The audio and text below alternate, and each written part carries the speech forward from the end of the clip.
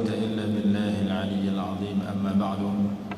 Terima kasih fadhil pengurusi majlis, memuliakan Tuan Imam, ahli jawatan kuasa masjid, tuan-tuan dan puan-puan, muslimin dan muslimat, hadirin dan hadirat yang dikasihi sekalian. InsyaAllah dalam masa lebih kurang 1 jam suku. Kita mula sekarang ni 8.50. InsyaAllah di 10 suku kita akan khatamkan sebuah kitab yang berbincangkan tentang amalan yang ringkas tetapi pahalanya banyak. Kita terus masuk kepada tajuk yang pertama bagi meringkaskan masa, muka surat 40. Tajuk yang pertama, syurga adnin dengan satu kalimah, iaitu orang-orang yang nak masuk syurga dia mesti mengakui satu kalimah, 2 kalimah syahadah. Asyhadu an la ilaha illallah wa asyhadu anna Muhammadar Rasulullah. Imam Hasan al-Basri rahimahullah dia sebut tentang kemuliaan Nabi SAW, tandanya ialah nama baginda dikembang dengan nama Allah. Setiap kali azan dikumandangkan, وضم الإله اسم النبي إلى اسمه إذا قال في الخمس المؤذن أشهد وشق له من اسمه ليجله فذو العرش محمود وهذا محمد. وضم الإله اسم النبي إلى اسمه, Allah Subhanahu wa taala menghimpunkan, kembang nama Nabi Muhammad SAW kepada nama Allah. Idza qala fil khamsil muazzin asyhadu, apabila tukang azan mengucapkan dalam azannya dalam sembahyang 5 waktu, asyhadu an la ilaha illallah wa asyhadu anna Muhammadar Rasulullah, nama Allah, nama Nabi Muhammad. Wa syaqalahu min ismihi liyujillahu, dan Allah petik Nabi Muhammad itu daripada nama Allah sendiri untuk Allah memuliakan baginda. Fadzul arsy mahmudun wa hadha Muhammadu, Allah yang memiliki arash namanya Mahmud. Salah satu sifat Allah ialah maha terpuji. Wa hadha Muhammadu, dan Nabi Muhammad itu namanya Nabi Muhammad. Muhammad mana orang yang banyak dipuji. Itu salah satu pujian penyair Nabi SAW, Sayyidina Hasan bin Thabit radhiyallahu anhu, ketika mengutarakan kelebihan Nabi SAW. Baik, tajuk yang pertama kata, siapa nak masuk syurga mesti menghayati, mengucap, mengaku 2 kalimah syahadah, yang diumpamakan dalam ayat ini sebagai seperti sepohon pokok yang bagus, yakni seperti pokok kurma. Kalimah syahadatain seperti pokok kurma yang perdunya tetap di bumi dan dahannya berada menjulang ke langit. Yang ayat 25-24, ayat 25, ia memberikan buahnya setiap tahun dengan izin Tuhannya, setahun sekali berbuah, iaitu pokok kurma. Dan Allah mengumpamakan dengan perumpamaan kepada manusia supaya manusia mengambil pengajaran. Ayat 24 dan 25 surah Ibrahim, tak ada nama surah, tuan-tuan tambah sendiri. Muka surah 41 baris ketiga di atas, buat kurungan sikit, tulis Ibrahim 24-25, juzuk 13. Pokok kurma ni datang berbuah setahun sekali, melainkan pokok kurma Sayyidina Anas radhiyallahu anhu berbuah setahun 2 kali. Nabi SAW doa kat dia ketika mak dia hantar dia, ni anak saya Anas, saya hantar dan suruh jadi khadam kepada Nabi SAW. Maka Rasulullah doa, ya Allah, ya Tuhanku, panjangkan umurnya, murahkan rezekinya.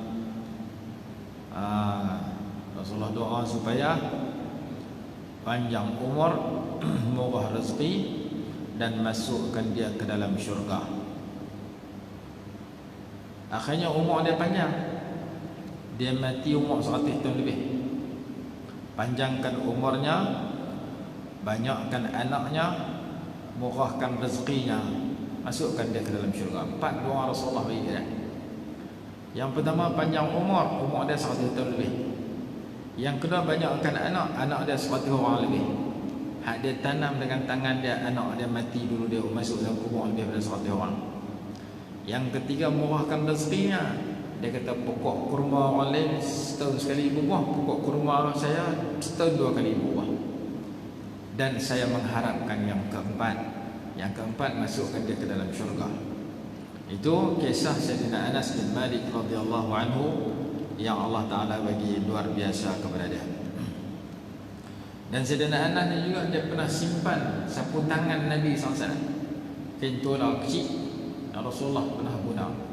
Bila tetamu main rumah dia, dia suruh jariah dia hidang makanan. Habis makan, basuh tangan. Habis basuh tangan, dia kata kat jariah dia, buat main kain nak lap tangan dia. Sayyidina jariah dia buat main kain kotor lemah. Dia kata kat jariah tu, nyalakan dapur, ambil kain ni, buh dalam api. Maka jariah tu pun buat, api membakar, menghilangkan kotoran, kain tu tak terbakar. Luar biasa. Kita kalau kotor, kita boleh mesin basuh, pakai beris, pakai fat. Ni bakar dalam api, kotoran hilang, kain tu selamat. Tetamu tanya, awak buat lagu ni kotor, bakar, tak basuh. Dia kata kain ini pernah digunakan oleh Nabi SAW. Dan sesungguhnya setiap yang menyentuh jasad para anbiya tidak boleh dimakan api. Maka setiap kali kain aku kotor, lagu ni lah aku buat. Tak kena buat masak, tak kena basuh, aku bakar dengan api. Karena api hanya memakan kotoran, tidak memakan dan membakar kain tersebut. Kerana ia pernah disentuh oleh Nabi SAW. Itu kisah yang disebut dalam kitab Al-Mawahibul Laduniyah, bagaimana mukjizat Nabi SAW walaupun sudah wafat, tapi Allah Ta'ala tunjuk kepada Sayyidina Anas radhiyallahu anhu. Cerita panjang betul, kata jalan kitab kita. Kita nak kata kitab. Baik, tajuk yang pertama, orang nak masuk syurga mesti mengucap 2 kalimah syahadah. Dan jangan sampai terbatal kalimah syahadah tu. Jaga jangan sampai murtad. Murtad ada 3 jenis, dengan kata-kata, dengan perbuatan, dengan niat. Jaga jangan sampai batal Islam. Kita duk belajar sah batal puasa, kita belajar sah batal haji, kita belajar sah batal apa sembahyang, buat bagus. Tapi hak satu lagi sah batal Islam kena belajar juga. Ada buku khas, tajuk dia perkara-perkara yang boleh batalkan Islam. Bahkan kalau kita baca dalam kitab Mustikah Hadis, jilid yang pertama pun didatangkan beberapa contoh bagaimana kata-kata dan sikap yang boleh menyebabkan seorang itu boleh batal Islamnya. Dah kita mengucap, jaga jangan sampai batal. Kemudian kalaulah kita buat salah lagu manapun, kita cepat-cepat bertaubat. Dan kalau boleh, kita sebarkan kalimah ini kepada masyarakat yang belum Islam. Dakwah orang bukan Islam untuk masuk Islam, kerana mereka akan kekal dalam neraka kalau mereka tak masuk Islam. Kalau kita jadi punca mereka masuk Islam, Nabi SAW bersabda, seorang dapat petunjuk dengan sebab kamu, lebih baik daripada kamu memiliki unta yang berwarna merah, ataupun lebih baik daripada kamu memiliki dunia dan segala isinya. Jadi kita berkawan dengan Cina Hindu, kita kena dakwah dia. Tak boleh dakwah dengan kata-kata, dakwah dengan akhlak, dengan kelakuan, supaya dia tengok Islam tu baik, dia ada terdetik di hatinya ingin nak masuk Islam. Kalau dia masuk Islam, kita punca selamat dia daripada api neraka. Dan inilah keinginan Nabi SAW melalui doa baginda, Allahumma hdi qaumi fa innahum la ya'lamun. Ya Allah, bagi petunjuk kepada kaum aku, mereka tak tahu. Rasulullah doa minta bagi petunjuk seramai mungkin kepada kaum baginda. Maka kita juga kena ambil sikap itu. Kita doa minta Allah bagi pebaik umat Nabi SAW. Umat Rasulullah terbahagi 2, umat Islam, umat bukan Islam. Umat Islam nama ummatul ijabah, yang belum Islam nama ummatul da'wah, yang perlu didakwah kepada mereka. Ada satu kitab tajuk dia Marakizud Da'wah, sasaran-sasaran dakwah Nabi SAW, lebih kurang 780 muka surat, cerita bagaimana Nabi SAW menyeru semua orang dalam semua golongan kepada berpegang dengan Islam. Bermula daripada orang bukan Islam, ajak masuk Islam, dan orang yang sudah masuk Islam, ajak menghayati dan mengamalkan Islam. Jadi Kita jangan fikir hanya nak dakwah tok lebay yang sudah semayang, orang yang dalam kampung, dalam masjid yang sudah Islam. Kita kena fikir bagaimana nak tarik orang bukan Islam masuk Islam.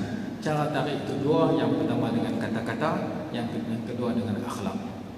Dengan kita bergaul dengan mereka, kita pamerkan akhlak Islam supaya ia menjadi satu seruan dan dakwah kepada orang bukan Islam supaya masuk Islam. Kalau mereka tak masuk Islam, mereka tak ada peluang nak masuk syurga. Mengucap dua kalimah syahadah ni diumpamakan seperti anak kunci syurga. Macam kita nak masuk rumah kena ada anak kunci. Kita bubuh anak kunci, kita buka baru pintu tu buka, baru kita boleh masuk rumah kita. Maka nak masuk syurga, anak kunci pintu syurga adalah mengucap dua kalimah syahadah. Dalam kitab Targhib kata anak kunci kena ada gigi yang sesuai, baru boleh buka pintu yang sepatutnya. Kalau gigi tak betul dengan apa yang ada di pintu, tak boleh buka juga walaupun kunci sudah ada. Apa dia gigi dia? Gigi kepada kalimah syahadatain, iaitu melaksanakan kewajipan meninggalkan yang haram. Hak Allah wajib kita buat, hak Allah larang kita tinggal, maka pintu syurga akan terbuka luas untuk kita masuk apabila kita meninggal dunia kelak. Jadi ini tajuk yang pertama, nak masuk syurga pastikan kita mengucap dua kalimah syahadah yang dibawa contoh di sini ayat 24-25 surah Ibrahim juzuk 13. Kita berpindah kepada tajuk yang kedua, iaitu pada muka surat 46. Sedekah bernilai sebiji buah kurma, pahalanya lebih besar dari sebuah gunung. Kita sedekah ke orang sekupang atau dua kupang. Buah kurma ni mana ada mahal-mahal. Kalau mahal pun buah kurma ajwah mungkin RM1 sebiji. Tak pernah dengar buah kurma sebiji RM10 ataupun buah kurma sebiji RM80-90. Yang tu musangking. Darian musangking sebiji RM90 saya kenal lah dengan Cina di Kuala Lumpur. Musangking baru keluar kita duk dengar nama tak nak beli. Sampai Cina tu kata ni buah baru ni hat orang duk sebut dah ni musangking. Ambil lah satu rasa haji, panggil saya dulu. Saya pun dengar try angkat sebiji, tak tanya harga.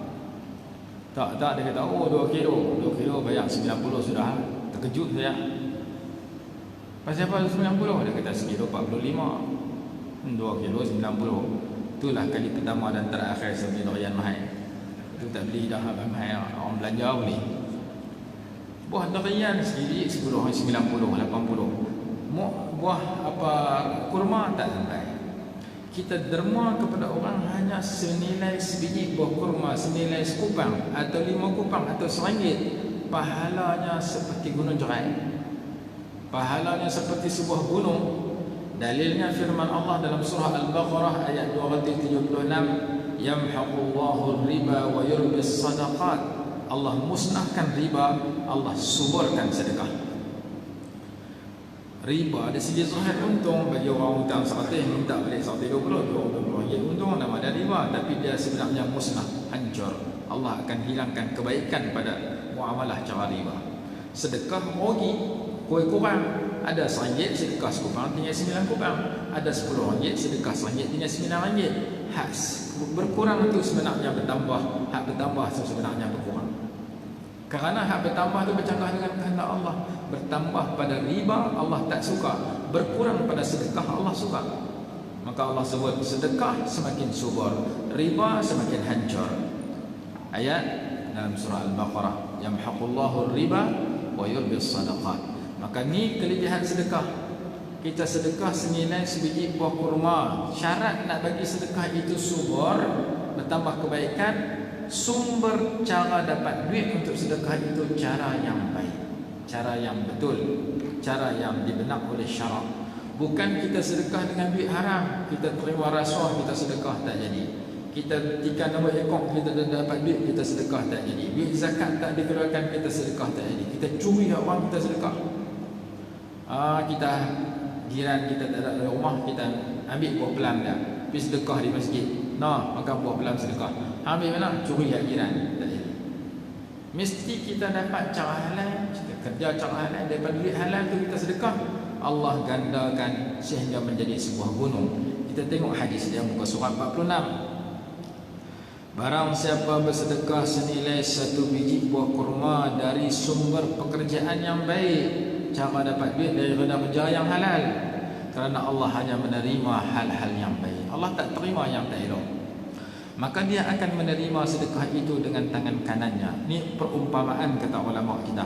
Tangan kanan maksudnya Allah terima dan redha, suka kepada pemberian itu. Kemudian Allah melipat gandakan sedekah itu pahalanya dengan memberikan pertambahan yang banyak. Kemudian dia akan memelihara pahala sedekah itu sebagaimana seseorang kamu memelihara seekor anak kuda miliknya sehingga ia menjadi sebesar gunung. Kita dapat seekor anak kuda tak ada di Malaysia ni, payah. Anak kambing mudah. Seekor anak kambing kita dapat, kita belah dia sampai besar, kemudian dia menikah, beranak, kambing itu berkahwin, beranak, kemudian beranak lagi sampai setelah 30 tahun kambing, anak kambing itu menjadi satu kandang yang besar, menjadi satu stadium kambing itu. Hasil daripada seekor saja kita belah bagi nama. Begitulah perumpamaan yang disebut dalam hadis ini. Pahala sedekah yang sikit Allah lipat gandakan kalau sumbernya halal. Hadis Bukhari, hadis Muslim pun lebih kurang sama, muka surat 50, yang diumpamakan seperti seorang yang membelah anak kuda atau anak unta. Semula seekor anak kuda, anak unta, setelah 2-30 tahun jadi satu kandang unta, satu kandang kuda. Tajuk yang ketiga, tajuk muka surat 53, ayat yang saya bacakan tadi. Ayat yang saya bacakan tadi, muka surat 53, ayat yang kedua, Allah memusnahkan riba dan menyuburkan sedekah. Ayat 276 surah Al-Baqarah. Tajuk yang ketiga, muka surat 55. Semayang mayat pahalanya seperti gunung Uhud. Kita dengar di taman kita ada orang mati. Mungkin orang mati pukul 8 malam, nak semayang pukul 11 pagi. Kita pergi ziarah dia 10.30 pagi, tunggu sampai iring mayat dia sampai semayang mayat, kita bawa balik satu gunung pahala yang besar. Ada riwayat kata seperti sebuah gunung Uhud, ada riwayat kata seperti sebuah gunung yang besar. Tu kalau kita semayang. Kalau kita rajin, kita iring dia pergi kubur, tanam mayat, lepas tanam baru balik, kita dapat 2 gunung pahala. Satu gunung semayang mayat, satu gunung iring mayat untuk ditanam. Ibnu Umar radhiyallahu anhuma bila dengar hadis tu, dia kata sesungguhnya kita rugi bergunung-gunung pahala. Pasal apa? Pasal sebab kebanyakan manusia di zaman itu sehingga zaman sekarang, orang hanya pergi semayang mayat, orang tak pergi kubur. Kalau semayang mayat 100 orang, yang pergi kubur mungkin 10 ke 20 orang, 80, 90 balik. Bukan adik aku yang mati.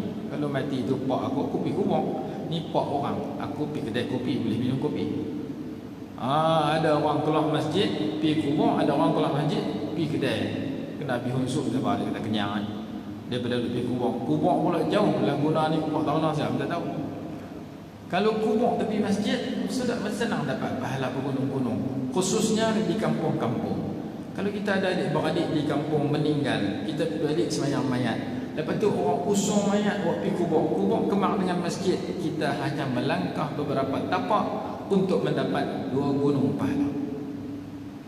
Jadi kesimpulannya, mayang mayat ni pahalanya besar, iring mayat ke kubur juga 2 kali ganda sama dengan pahala semayang, iaitu gunung Uhud pahalanya. Saya tahu hadis ni lama dah biasa mengaji, tapi bila main duduk semayang mayat kerak-kerak ni. Di mana kerak? Di Mekah Madinah. Kita pergi buat umrah, 5 kali semayang waktu, 5 kali semayang mayat. Sekali semayang 8 mayat, 11 mayat, 10 mayat, 3 mayat, 7 mayat.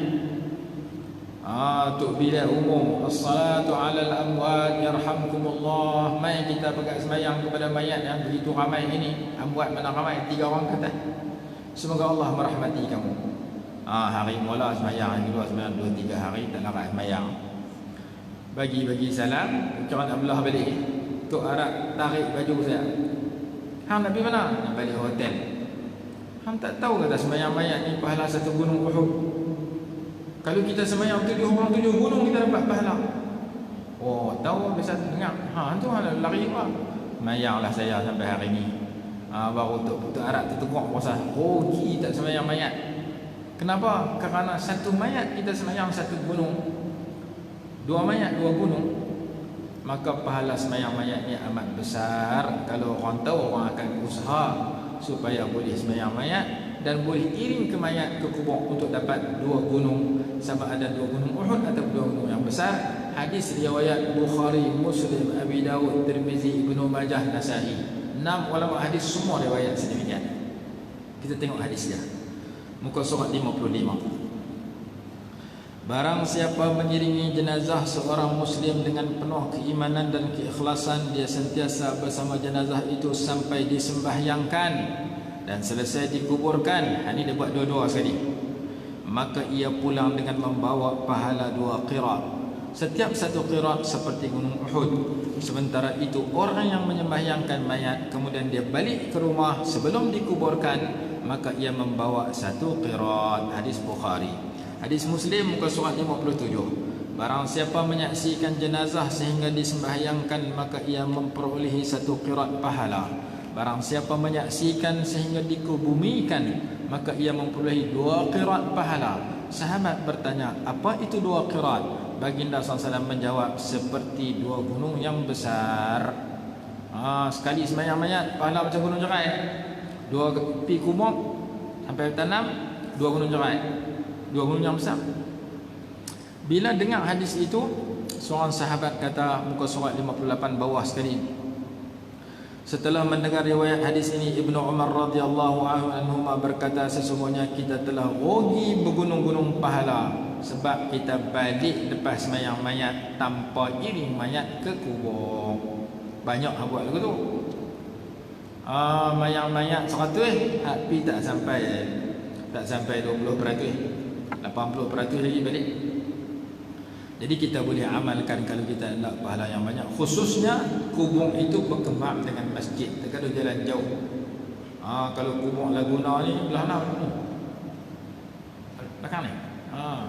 Belah ni kubur lagi jauh ni, belah Peroda, sebelah Korea. Kalau lebih mal apa kubur Taman Kelisa. Mula-mula buat kubur dulu, ditanam mayat. Abang kat ustaz kami pergi dulu, ustaz pergi belakang sikit buat apa? Baca talqin. Tunggu tak mai. Telefon ustaz tu kata kami duduk Bukit Selangor, sesat. Tapi baca talqin tak jumpa kubur. Orang dalam kubur heran, siapa baca talqin aku tak mai-mai. Tu pasal kubur jauh. Satu kubur sebelah Korea. Orang nak pahala pergi juga. Tapi kalau kubur dekat, pergi tak pergi. Kenapa? Kerana pahala sama banyak dengan sembahyang. Seterusnya tajuk yang keempat, muka surat 62. Doa di pasar dijanjikan 1 juta pahala dan 1 mahligai dalam syurga. Saya sedang mengarang satu kitab baru, tajuk dia Doa dan Zikir Harian.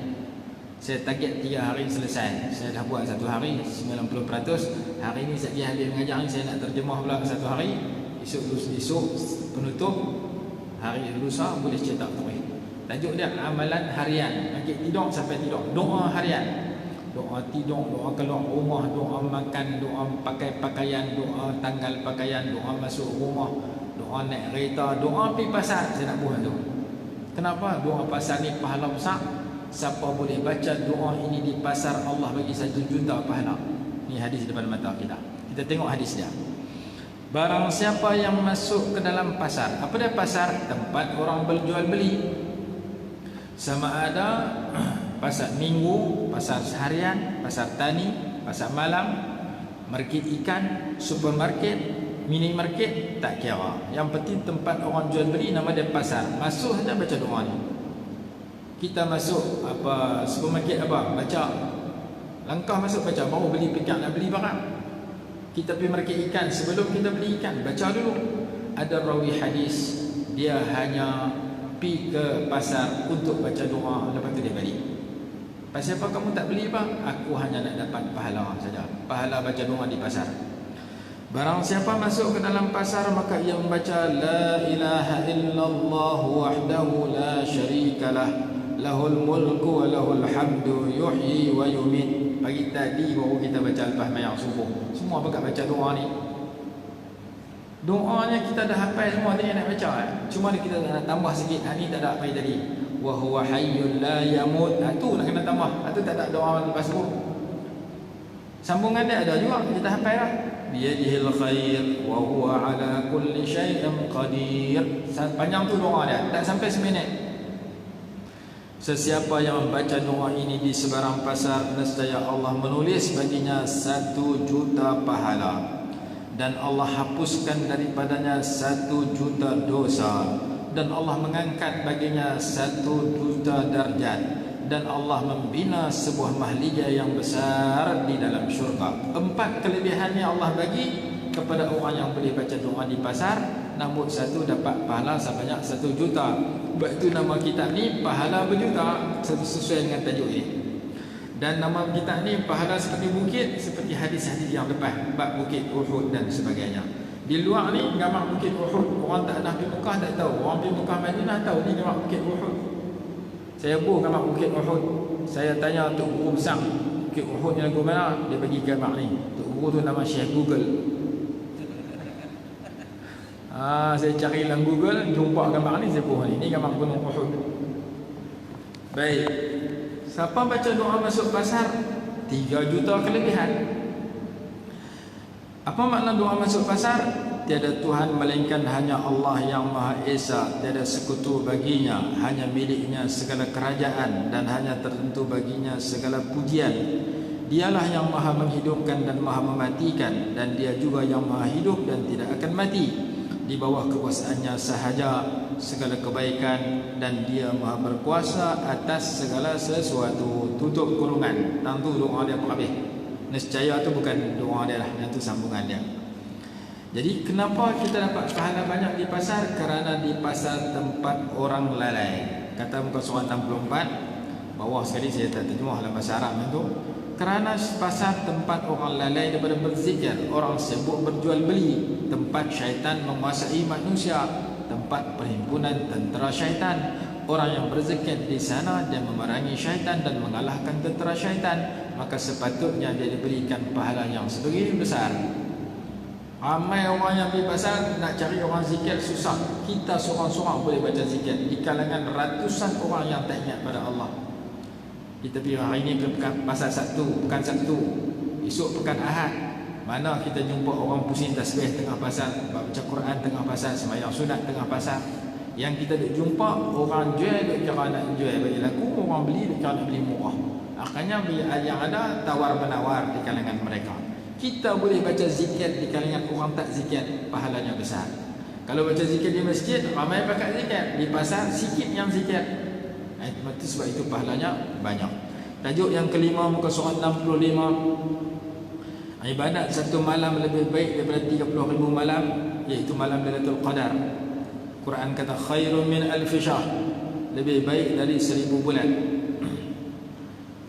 Kalau dari tahun sama dengan 83 tahun 4 bulan. Muka surat 66. Satu malam Lailatul Qadar ibadat sama dengan 83 tahun 4 bulan. Tajuk yang ke-6, muka surat 67. Syurga untuk orang yang takut kepada Allah. Waliman khafa maqama rabbih jannatani. Bagi orang yang takut kepada Allah, takut untuk berdiri di mahkamah Allah untuk dihitung amalnya, Allah janji dua syurga. Surah Ar-Rahman ayat 46. Muka surat 68, Suratul Nazi'at ayat 40-41. Adapun orang yang takut kepada semasa berdiri di mahkamah Allah untuk dihitung amalnya, serta dia menahan diri daripada ikut hawa nafsu. Tanda orang takut pada Allah, dia tak ikut hawa nafsu, dia tak ikut iblis, dia tak ikut musuh Allah Ta'ala. Maka syurga lah tempat tinggalnya. Sebab itu kita mengaji lagu mana pun, tanda mengaji kita bermanfaat apabila kita dapat rasa cinta kepada Allah, dapat rasa takut kepada Allah.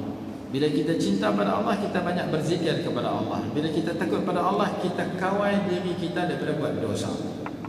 Sebab itu dalam doa khatam Quran, Nabi SAW ajak satu doa, suruh doa supaya rasa takut.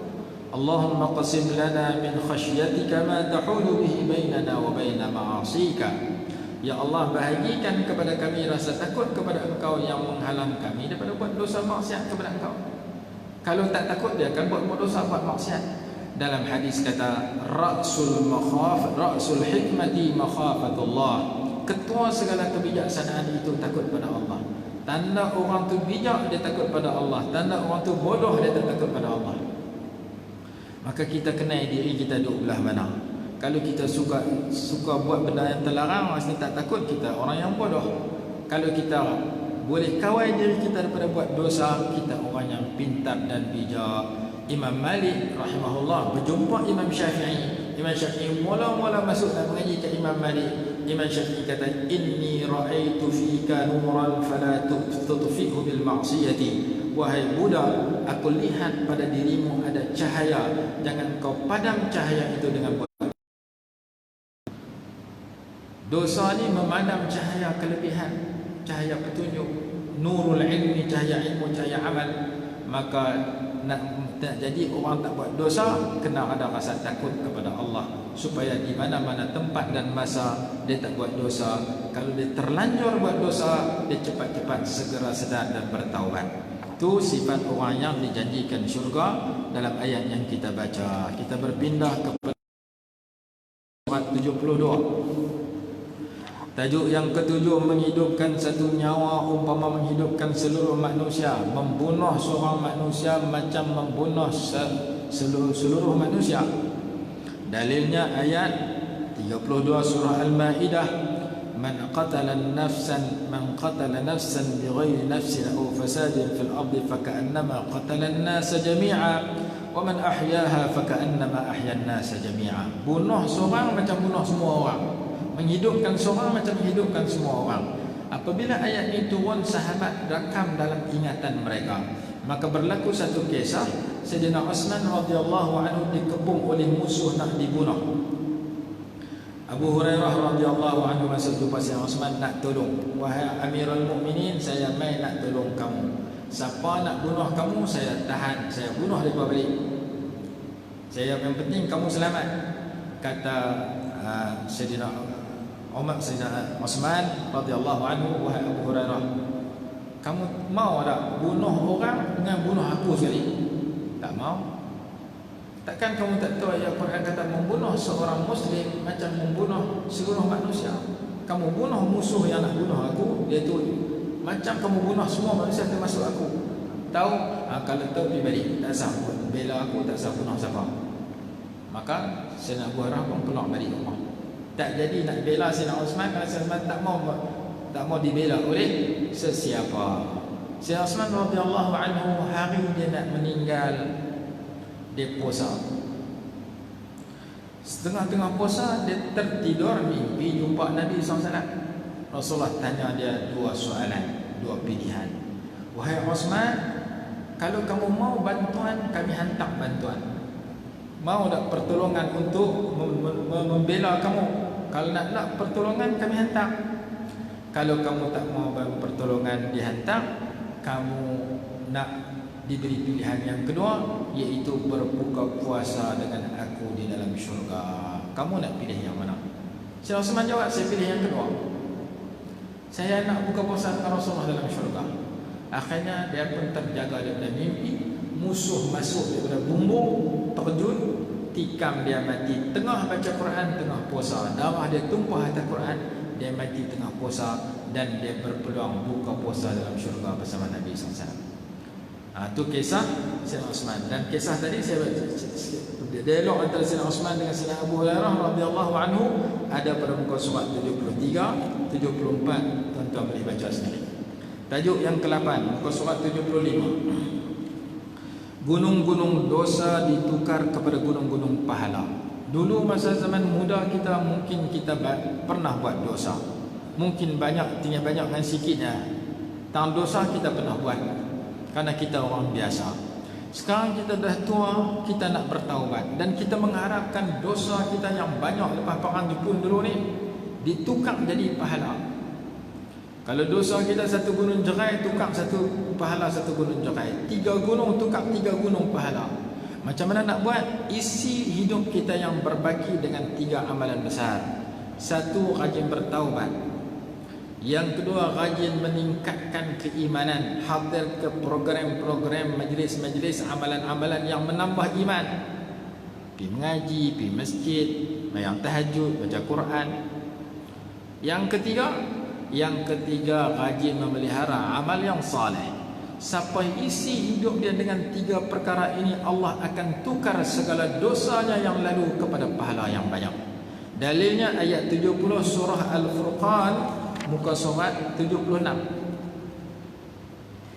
Illa man taba wa amana wa amila amalan salihan fa ulaika yubaddilullahu sayyi'atihim hasanat. Kecuali orang-orang yang bertaubat, ini nombor satu. Wa amana, beriman, ini nombor dua. Wa amila amalan salihan, dan mengerjakan amal saleh, tulis nombor tiga itu. Tiga benda ni kita isi dalam sisa hidup kita berbagi mulai hari ini. Allah janji nak tukar dosa kita yang berlambak-lambak zaman dulu kepada pahala yang berlambak-lambak.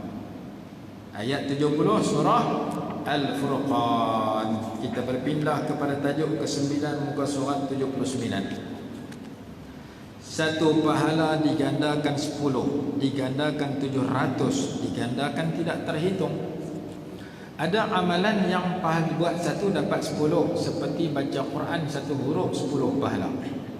Berselawat sekali dapat 10 selawat.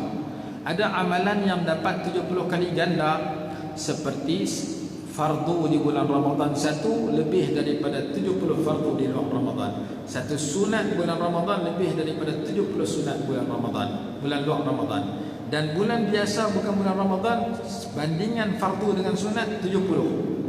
Sekali sembahyang subuh, fardu subuh, lebih baik daripada 70 kali sembahyang sunat subuh. Itu 70. Ada yang 700. RM1 kita derma pada jalan Allah lebih baik daripada RM700. Allah akan balas RM700. 700 kali ganda balasan Allah kepada kita. Ada yang lebih daripada 700. Man dzalladzi yuqridu Allah qardan hasana fayudha'ifahu lahu ad'afan katsira. Siapa bagi pinjam kepada Allah dengan pinjaman yang baik, Allah gandakan dengan gandaan-gandaan yang banyak, lebih daripada 700. Ada yang tidak, iaitu sabar. Ayat 10 surah Az-Zumar, innama yuwaffas sabiruna ajrahum bighairi hisab. Allah kurniakan pahala kepada orang yang sabar itu tidak terhitung. Ini cerita tajuk yang kita baca sekarang. Jadi cerita dia muka surat 70, muka surat 80. Sesiapa yang membawa amal kebaikan, maka baginya 10 kali ganda. Itu ayat surah Al-An'am 160. Bila turun ayat ni, Rasulullah berdoa kepada Allah, Rabbi zid ummati, ya Allah tambah lagi kepada umat aku. Maka turun ayat 700. Ayat di bawah muka surat 80, ayat 261 surah Al-Baqarah. Masalul ladzina yunfiquna amwalahum, sampai habis. Perumpamaan orang yang menafkahkan hartanya pada jalan Allah seperti satu biji benih yang ditanam di dalam kebun, di dalam ladang, di dalam bendang, menumbuhkan satu pokok yang ada 7 ranting. Setiap satu ranting ada 100 biji padi. Kita tanam satu biji gandum, naik satu pokok gandum, ada 7 ranting gandum. Setiap satu ranting ada 100 biji gandum. Maka modal kita pun hanya satu biji padi dalam bendang, tumbuh satu pokok, ada 700 biji padi di pokok itu. Itu perumpamaan ayat 261 surah Al-Baqarah. Turun ayat ni, Rasulullah minta pada Allah, ya Allah bagi lebih pada tu pada umat aku. Maka turun ayat yang ada pada muka surat 81. Muka surat 82, terjemahan dia, siapa yang mahu memberi pinjaman kepada Allah dengan pinjaman yang baik, menafkahkan harta pada jalan Allah, maka Allah akan melipat gandakan dengan banyak gandaan yang banyak. Turun ayat tu, Rasulullah kata, ya Allah ya Tuhanku, tambah lagi kepada umat aku lebih pada tu. Maka Allah turun ayat 10 surah Az-Zumar, bawah sekali muka surat 82-83. Sesungguhnya orang-orang yang bersabar diberikan pahala yang tidak terhitung. Terlalu banyak pahala orang yang sabar, tak boleh nak bilang. Ayat 10 surah Az-Zumar. Ada ulama karang kitab, dia kata amalan yang pahala tidak terhitung ni ada 3. Satu, puasa. Hadis kata illa as-sawm fa innahu li wa ana ajzi bih. Puasa ni pahala hanya Allah yang tahu berapa juta. Yang kedua, memaafkan dan berbuat baik. Ayat 50 lebih dalam surah Asy-Syura. Faman 'afa wa aslaha fa ajruhu 'ala Allah. Siapa memaafkan dan berbuat baik, Allah bagi pahala. Yang ketiga sabar. Ayat 10 surah Az-Zumar. Sabar terbahagi tiga. Sabar dalam mengawal diri daripada buat dosa. Kita tak mencuri, kita tak berbohong, kita tak menjudi, kita tak melakukan perkara yang dosa, kita melakukan sabar yang pertama. Sabar yang kedua, sabar dalam melakukan ketaatan. Sabar dalam mengaji, tak mengaji tak sabar, kita balik awal. Sabar dalam semayang, tak sabar, kita tak semayang terus. Bulan puasa orang semayang 23 rakaat, hak paling sabar 23 rakaat, kurang sabar 8 rakaat, kurang sabar 4 rakaat, tak sabar terus kosong rakaat, tak semayang tarawih terus. Jadi melakukan ibadat kena sabar. Sabar yang ketiga, menghadapi musibah, menghadapi benda kita tak suka, kasut kita hilang, sabar. Kucing kesayangan kita mati, sabar. Adik-beradik kita mati, sabar. Sabar dalam menghadapi musibah. Tiga jenis sabar ni pahala terlalu banyak, tak terhitung. Dalilnya ayat 10 surah Az-Zumar. Az-Zumar, innama yuwaffas sabiruna, hanya saja Allah bagi ke orang yang sabar pahala bighairi hisab, tak boleh nak bilang, terlalu banyak. Tajuk yang ke-10 muka surat 84, barang siapa membaca satu huruf Al-Quran nescaya diberikan 10 pahala. Aku tak kata alif lam mim tu satu huruf, tetapi alif satu huruf, lam satu huruf, mim satu huruf. Siapa baca alif lam mim dapat 30 pahala. Hadis hasan riwayat Imam Tirmizi. Daripada hadis ni ulama bilang, siapa boleh baca Quran sehari satu baris Quran paling kurang 35 huruf, paling banyak 40 huruf, maka dia sudah dapat 350 pahala. Kalau dia campur dengan bismillah, bismillah 19 huruf, dia campur dengan 35, berarti dia dapat 54 huruf. Satu baris Al-Quran beserta bismillah 540 pahala. Tu nombor 2 muka surat 85.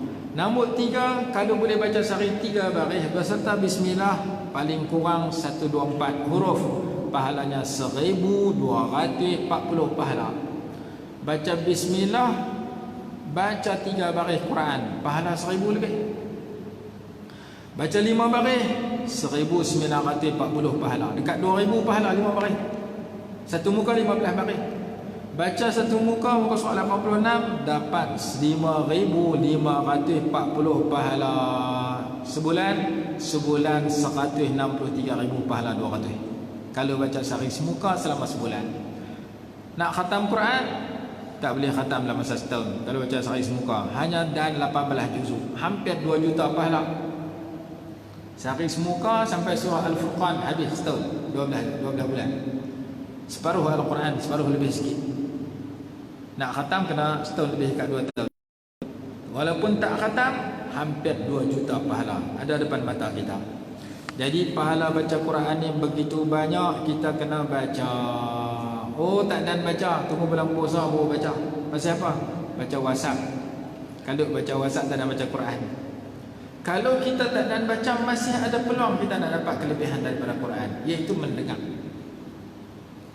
Idza quri'al Qur'anu fastami'u lahu wa ansitu la'allakum turhamun. Apabila Quran dibaca, hendaklah kamu dengar dengan teliti dan diam, kamu dapat rahmat. Jadi bagi peluang orang yang sibuk tak ada nak baca Quran, maka dia kena cari pilihan terakhir, iaitu dengar Quran. Pasang kaset Quran, duduk atas kereta dengar 1-2 ayat, nak tidur dengar 1-2 ayat. Jadi kita dengar Quran masa kita nak tidur, 5 minit sebelum tidur, dan 2-3 ayat kita dengar. Allah bagi curahan rahmat kasih sayang kepada orang yang dengar Quran dengan 2 sikap. Sikap pertama menumpukan pendengaran, sikap yang kedua diam. Maka kita dapat rahmat kasih sayang Allah tiap-tiap hari, walaupun kita tak nak baca satu huruf pun, dengan sebab kita dengar tiap hari. Ini pilihan yang terakhir. Kalau baca pun tak dan, dengar pun tak dan, boleh tak saya dapat pahala lagi dengan Quran ni? Boleh lagi. Nak buat macam mana? Orang yang buka ma'at tahfiz, sekarang orang mengaji pondok baca Quran, kita pergi derma beras kat dia. Hantar beras banyak mana? 5 kilo lah sebulan. Beli beras 5 kilo, sekilo 5 kilo baru RM13, sekilo RM20. Bulan ni pakcik mai hantar kat Pak Hatafi ni sebungkus beras, harga dia RM13. Bulan depan sebungkus lagi, setahun 12 bungkus. Awak hantar beras pakcik, hampa bila pakcik bagi beras, hampa mesti masak makan. Lepas makan hampa kenyang, lepas kenyang hampa baca Quran dengan tenaga yang datang daripada beras pakcik bagi. Pakcik goyang-goyang kaki di rumah, mai pahala hampa pakcik. Awak tak pergi masjid, pahala berlambak dah. Dah hafiz baca Quran kat aku. Hampa jenis tak derma macam aku. Sekurang-kurangnya boleh bagi minyak menyok sebotol, gula 5 kilo, cabai kering sebungkus, bekas sebungkus. Mereka makan dengan makanan yang kita bagi. Lepas mereka makan, mereka kenyang. Lepas mereka kenyang, mereka baca Quran. Kita dapat saham sama. Dah kita sekian baca, maka peluang kita nak dapat masih ada. Nak bagi banyak tak mampu, tunggu nak bagi 40 ribu tak main lah. Akhirnya kita bagi 40 ringgit sebulan, 10 ringgit sebulan. Nak bagi duit habis-habis gitu. Kita bagi bentuk makanan. Tam mana orang suka baca Quran, tam tu kita bagi beras supaya dia makan dan lepas kenyang dia baca Quran dengan tenaga yang datang dari makanan yang kita bagi. Kita tetap dapat pahala tiap-tiap bulan. Kenapa? Kerana kita ada saham untuk orang yang baca Quran. Itu peluang yang mudah kita lakukan. Hak tu pun tak boleh bagi juga. Itu orang hantar mai kita, tak ada apa. Dah lah baca Quran dah, baca WhatsApp kan. Jadi peluang masih ada. Kita berpindah tajuk yang ke-11, muka surat 87. Apakah lemah salah seorang kamu untuk membaca 1/3 Quran pada satu malam? Soalan itu menyusahkan sahabat. Satu malam baca 10 juzuk Quran, mampu ke tak? Berat. Maka Rasulullah tanya, apakah adakah di kalangan kami orang mampu sedemikian wahai Rasulullah? Rasulullah kata, baca qul huwallahu ahad macam baca 1/3 Al-Quran. Apabila Rasulullah sebut 1/3 Quran dengan qul huwallahu ahad, riwayat Bukhari Muslim, ulama menguraikan dua tafsiran. Tafsiran pertama, Quran itu dibina daripada 3 perkara. Yang pertama hukum hakam, yang kedua berita dan kisah, yang ketiga tauhid. Maka qul huwallahu sama dengan tauhid. Tafsiran kedua kata 1/3 dengan arti siapa baca qul huwallahu pahalanya macam baca 10 juzuk Quran. 3 kali qul huwallahu macam baca 30 juzuk Quran. Kerana ada hadis siapa baca Yasin sama dengan 10 kali khatam Quran.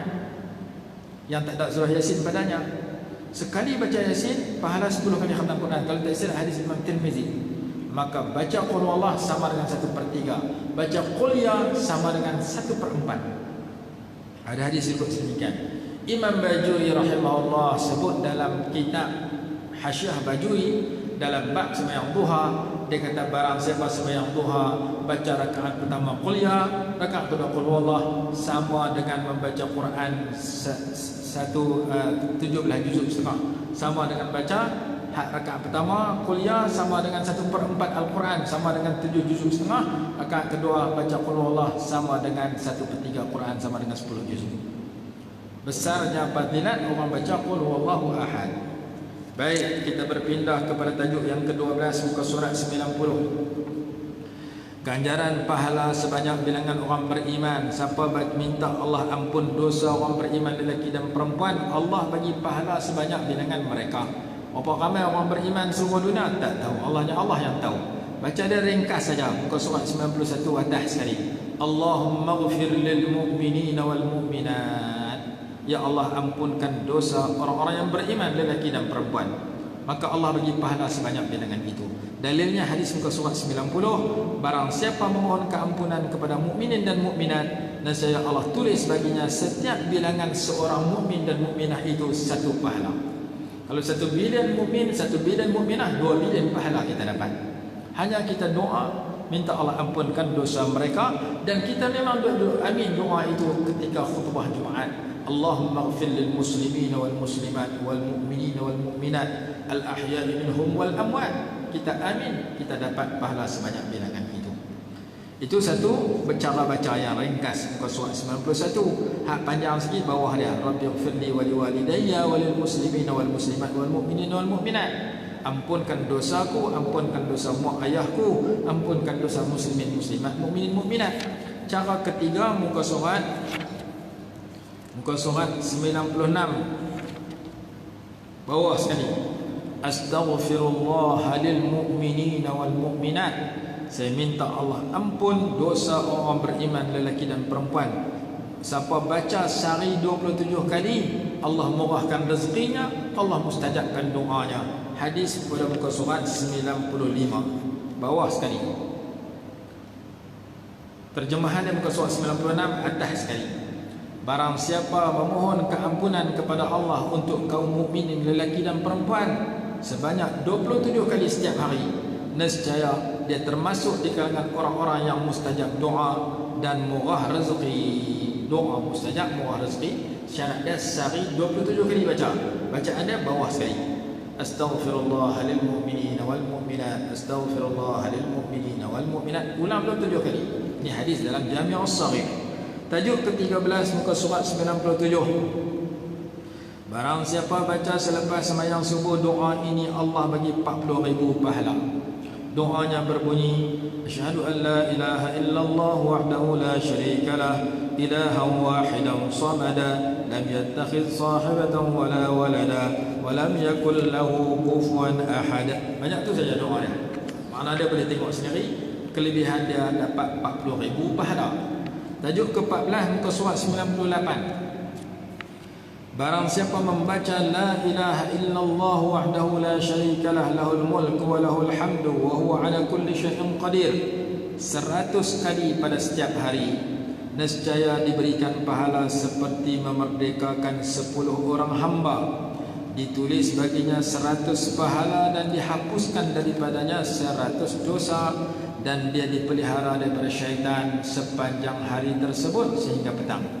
Tidak ada seseorang yang lebih baik, lebih afdal daripada apa yang dia lakukan, melainkan orang itu buat lebih banyak daripada apa yang dia baca. 100 kali baca itu kelebihannya. Hadis Bukhari Muslim. Tajuk ke-15, bacaan di pagi dan di pagi hari untuk jaminan ke syurga. Siapa baca di pagi hari, raditu billahi rabba wa bil islami dina wa bi muhammadin nabiyya, aku akan pegang tangan dia, bawa dia masuk syurga. Siapa baca doa ni tiap-tiap pagi, mati esok aku heret tangan dia buah dalam syurga. Nabi SAW sebut sedemikian. Raditu billahi rabba, aku redha Allah sebagai Tuhanku, bil islami dina, Islam sebagai cara hidupku, sebagai Nabi. Riwayat yang kedua muka surat 103, 102, 103. Riwayat Imam At-Tirmidzi. Tadi Imam Tabrani. Siapa baca zikir itu di pagi dan petang, Imam Tirmidzi suruh baca pagi sekali, petang sekali. Radina billahi rabba wa bil islam dina Muhammadin rasula. Itu riwayat Imam Tirmidzi. Melainkan Allah akan redha kepadanya. Riwayat yang lain Muhammadin nabiyya. Oleh kerana dua riwayat ni agak berbeza, nak bagi mudah, himpun satu jadi satu, iaitu pada muka surat 104. Bacaan nombor 104 ni. Radina billahi rabba wa bil islam dina wa bi sayyidina Muhammadin sallallahu alaihi wasallam nabiyyan wa rasula. Baca pagi sekali, petang sekali. Dua kelebihan. Kelebihan pertama, Rasulullah bawa tangan dia masuk syurga. Kelebihan kedua, Allah akan redha kepada kita.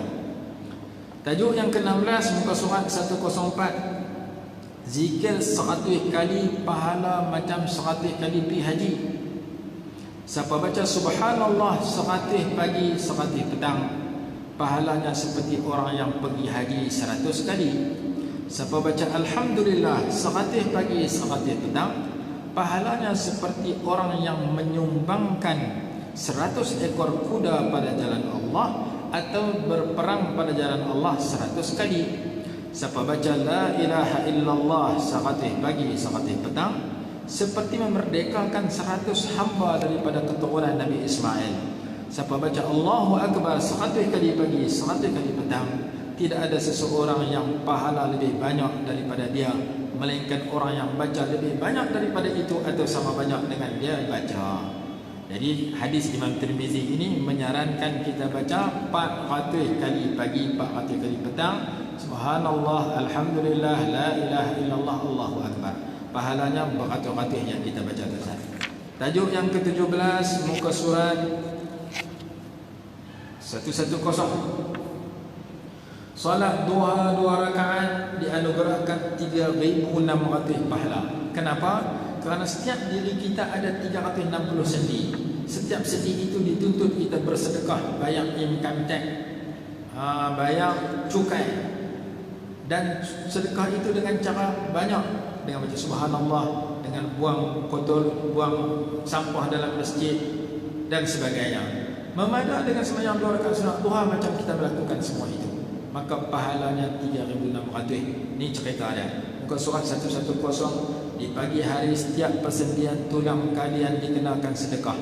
Tiap bacaan subhanallah sedekah, alhamdulillah macam bersedekah, la ilaha illallah macam sedekah, Allahu akbar macam dapat pahala sedekah, menyuruh kepada ma'ruf sedekah, melarang daripada mungkar sedekah. Semua itu terjadi kalau dengan kamu sembahyang 2 rakaat sunat duha serupa kamu buat semua tadi. Itu satu hadis riwayat Imam Bukhari Muslim. Riwayat yang kedua, pada diri manusia ada 360 sendi, naklah dia bersedekah daripada bagi pihak setiap sendinya yang sihat itu satu sedekah. Sahabat bertanya, siapa yang mampu melakukan yang demikian itu? Hai Nabi Allah. Nabi SAW jawab, buang kahak dalam masjid. Masjid ada sampah, buang sampah dalam masjid. Dan buang sesuatu yang menyakitkan tengah jalan. Tengah jalan ada paku, ada kaca, ada paku, ada benda yang boleh mengganggu pengguna jalan, buang. Kalau yang tu pun tak mampu, sembahyang 2 rakaat duha serupa melakukan semua sedekah itu. Kita berpindah kepada tajuk yang ke-18 muka surat 114. Membaca 100 kali subhanallah dapat 1000 pahala. Yang ni senang. Lama mana nak baca ni? Seminit. Pegang tasbih, tengok jam. Subhanallah, subhanallah, subhanallah. Habis 100 kali, tengok jam. Seminit. 60 saat boleh selesai 100 kali subhanallah, pahalanya 1000. Ini paling mudah. Hadis Imam Muslim, Nabi SAW tanya, adakah lemah salah seorang kamu untuk mendapat 1000 pahala setiap hari? Seorang sahabat bertanya, bagaimana seorang kami nak dapat 1000 pahala setiap hari? Rasulullah jawab, baca subhanallah 100 kali mesti dapat 1000 pahala atau dihapuskan 1000 dosa. Hadis Sahih Muslim, nombor hadis 2698. Tajuk yang seterusnya yang ke-19, ucapan salam dan ganjarannya. Seorang lelaki datang, dia kata Assalamualaikum. Rasulullah jawab, Rasulullah kata 10. Hak kedua, Assalamualaikum warahmatullahi, Rasulullah kata 20. Hak ketiga mai pula, Assalamualaikum warahmatullahi wabarakatuh, Rasulullah kata 30. Salam ni 3 cara dan ringkas. Hak nombor 1 10 pahala, nombor 2 20, nombor 3 30. Pilih yang mana satu. Sekurang-kurangnya Assalamualaikum dapat 10. Setengah kitab lagi dia tambah lagi hujung, Assalamualaikum warahmatullahi wabarakatuh wa maghfiratuh. Satu kitab lain, satu lagi, Assalamualaikum warahmatullahi wabarakatuh wa maghfiratuh wa ridwanuh. Itu dalam syarah azkar sebut sedemikian. Baik, salam ini zaman dulu mungkin susah kita nak amal. Kenapa? Kerana kita nak bagi salam, nak jawab salam, kena berjumpa secara berhadapan. Kita jumpa pun jalan, bagi salam. Kita jumpa di kedai, bagi salam. Jumpa di masjid, bagi salam. La ni tak ada jumpa dalam handphone kita, boleh bagi salam. Orang telefon kita, kita angkat, Assalamualaikum. Kita telefon orang, orang angkat, kita mula lalu Assalamualaikum. Maka kita dapat janji dalam hadis ini. Kerana kita berkomunikasi dengan orang Islam, kecuali lah yang angkat tu Hindu dengan Cina, kita kenal, tak selalu salam. Orang telefon kita, kita tengok nombor, kita tak kenal, kita angkat-angkat, Assalamualaikum, tak tahu Cina kata, tu Hindu, tersalah lama-lama sekali tu tak apa lah. Sebab apa? Sebab kita tak kenal, kita doa orang Islam. Tapi kalau orang Islam rugi tak bagi salam. Kerana setengah orang dia pakai angkat handphone, halo, hello, halo, tu saja bunyi, salam tak bunyi, rugi. Dia kata saya ada biasa sebut, nak sebut juga sebut nombor 2, salam nombor 1. Kerana hadis kata assalam qabla al-kalam, salam sebelum cakap. Jadi kita nak sebut juga hello tu, kita angkat Assalamualaikum, hello, tak apa. Jangan angkat hello Assalamualaikum, mula dengan hello salam lepas nombor 2, kurang bagus. Jadi boleh kita amalkan untuk orang telefon kita, jangan mula dengan hello, mula dengan salam. Hello lepas nombor 2. Sebab tu kita telefon orang, kita mula bagi salam. Kita dapat amalkan hadis ini. Cuma salam tu bagi tepat. Jangan sebut sekerat. Jangan sebut macam setengah orang. Assalamualaikum. Assalamualaikum bunyi Assalamualaikum kan. Kita telefon. Assalamualaikum. Kawan hada telefon kum halam. Dua-dua kerat. Seorang Assalamualaikum, kedua kum halam. Bunyi macam ni halam. Dua-dua tak dapat pahala. Macam tak cukup huruf. Assalamualaikum yang begitu panjang jadi Assalamualaikum. Assalamualaikum. Hazranya waalaikumsalam. Kum halam. Habis. Dua-dua orang habis. Jadi jangan kita amal. Lagi satu sampai jadi itu imam ke sembahyang seorang dalam kitab Minhaj ada, dalam Hidayatus Sabian ada, siapa bagi salam dalam sembahyang tak ada ihram, sembahyangnya tak sah. Jadi kita sembahyang, kita nak beri salam. Jangan kita beri salam. Assalamualaikum warahmatullahi. Assalamualaikum warahmatullahi. Tak sah. Kenapa tak sah? Tak ada ihram. Yang sah Assalamualaikum warahmatullahi. Assalamualaikum. As tu kena ada. Cuma bila kita habang lagi kita pergi sembahyang, kata sembahyang Jumaat, ada tu imam baca tak bunyi, kita kata tak sah lah sembahyang Jumaat hari ni. Kita duduk jauh, kita baik sangka mungkin dia sebut kita tak dengar baru boleh ikut. Dia sebut as tu tapi kita tak dengar. Kalau dia tak sebut tak boleh. Kenapa? Karena wajib ada alif lam ketika memberi salam dalam sembahyang. Jadi hak betulnya Assalamualaikum warahmatullahi. Assalamualaikum warahmatullahi. Hak betul. Assalamualaikum warahmatullahi. Assalamualaikum warahmatullahi. Salam saja. As-salam. Salam. Tengok dalam matan Minhaj, tengok dalam syarah dia, ulama kata kerana Nabi SAW bagi salam dengan alif lam. Dengan ada alif lam. Itu bab salam. Kita berpindah kepada tajuk yang ke-20. Muka surat 119. Sekali sembahyang di Masjidin Nabawi pahalanya dapat 1000 kali ganda sembahyang di tempat lain. Sekali sembahyang di Masjidil Haram lebih baik daripada 100,000 kali sembahyang di tempat lain. Jadi kita pergi sembahyang di Mekah subuh saja, lari balik Malaysia, sama dengan umur kita 55 tahun. 100,000 kali ganda kita dapat. Kita pergi Mekah sembahyang 5 waktu, kita balik Malaysia, kita dapat pahala seperti kita sembahyang di Malaysia 500,000, setengah juta kali ganda. Mati hidup balik 3 kali mati tak tentu dapat pahala banyak tu. Kerja pencen mati hidup balik daripada kubur, hidup mati pula hidup balik, pahala tak sama dengan 5 kali sembahyang di Mekah. 2 hari sembahyang di Mekah sama dengan 1,000,000 kali sembahyang di Laguna.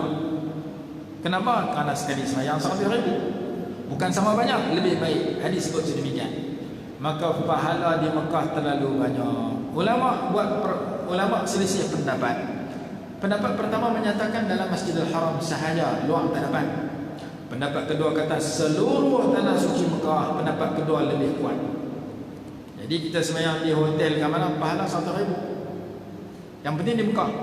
Jadi kita sarankan kepada masyarakat kita dapat duit daripada pekerjaan masing-masing, himpun pergi Mekah haji umrah. Anak kita mula kerja keluar universiti, dia boleh beli kereta, dia boleh beli rumah, dia beli handphone baru. Jangan sampai tiap-tiap bulan dia boleh potong kepada rumah dan kereta, dia tak potong untuk haji umrah. Kereta rumah dia potong ribu-ribu sebulan. Kereta 600, rumah 8, kereta 800, rumah 600, 1,400. Potong untuk tabung haji, untuk haji umrah sebulan 100 atau sebulan 200. Kalau sebulan 200, 5 tahun cukup pergi haji. Kalau sebulan 100, 10 tahun cukup pergi haji. Dia kata 100 itu banyak. Banyak apa? Kereta rumah boleh 1,000, tak rasa banyak. Kereta rumah kita nak guna, pergi haji umrah pun nak guna. Pahala dalam rumah banyak. Jadi pastikan anak kita tiap-tiap bulan dia potong kereta rumah, dia potong juga haji sebulan. Sekurang-kurangnya RM50 supaya bila dia dekat nak pencen, sebelum pencen dia boleh pergi haji umrah seawal mungkin, kerana pahala sana ratus-ratus ribu. Dikiaskan kepada sembahyang segala ibadat yang lain. Ulama kata semua ibadat di Mekah 100,000 kali ganda. sedekah, baca Quran, salawat, puasa, semua 100,000 kali ganda. Itu disebutkan pada muka surat berapa? Muka surat 121. Bukan, 123. Gandaan pahala tidak khusus kepada sembahyang sahaja, bahkan semua ibadat digandakan 100,000 kali ganda. Dalilnya muka surat 124, hadis riwayat Ibnu Majah 124, 125. Siapa sembahyang, siapa puasa di Mekah seperti 100,000 kali ganda puasa di tempat yang lain. Maka segala ibadat digandakan. Kalau ibadat digandakan, dosa juga ganda. Kata dalam kitab I'lamus Sajid fi Ahkamil Masajid lil Imam Zarkashi. Macam bulan puasa. Bulan puasa pahala kebajikan ganda, dosa pun ganda. Di Mekah dengan sebab kemuliaan tempat, fadilat amal kebajikan diganda, dosa pun ganda. Satu pasang kasut curi di Masjidil Haram, dosanya 100,000 kali ganda daripada pasang kasut curi di Masjid Laguna. Tak sama, dia lebih bisa curi kasut di sini, curi di Mekah lah.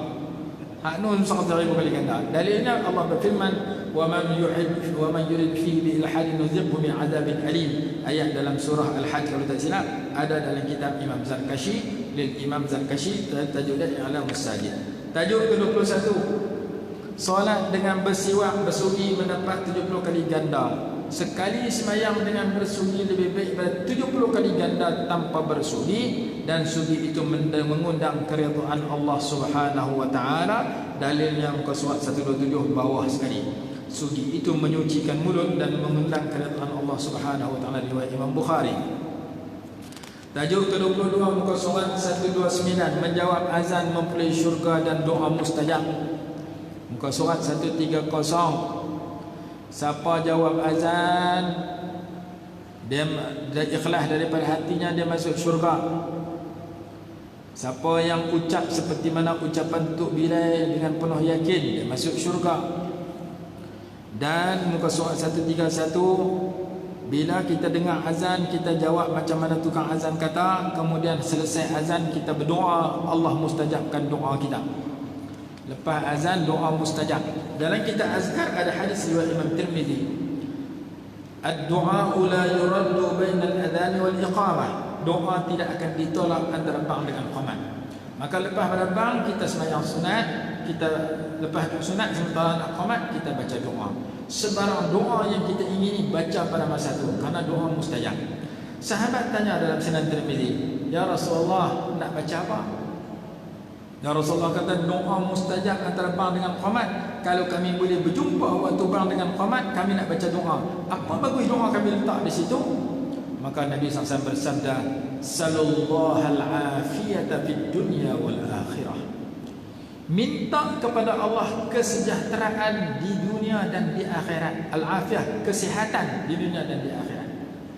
Jadi di antara doa yang kita nak baca, buh yang tu lepas tu buh doa lain.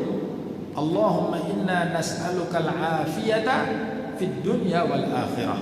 Ya Allah, sesungguhnya kami mohon kepada Engkau sihat wal afiat, zahir dan batin di dunia dan di akhirat. Itu sekurang-kurangnya. Kalau kita tak mau baca hal tu, kita cari hal top sikit, agak terkenal orang rajin baca.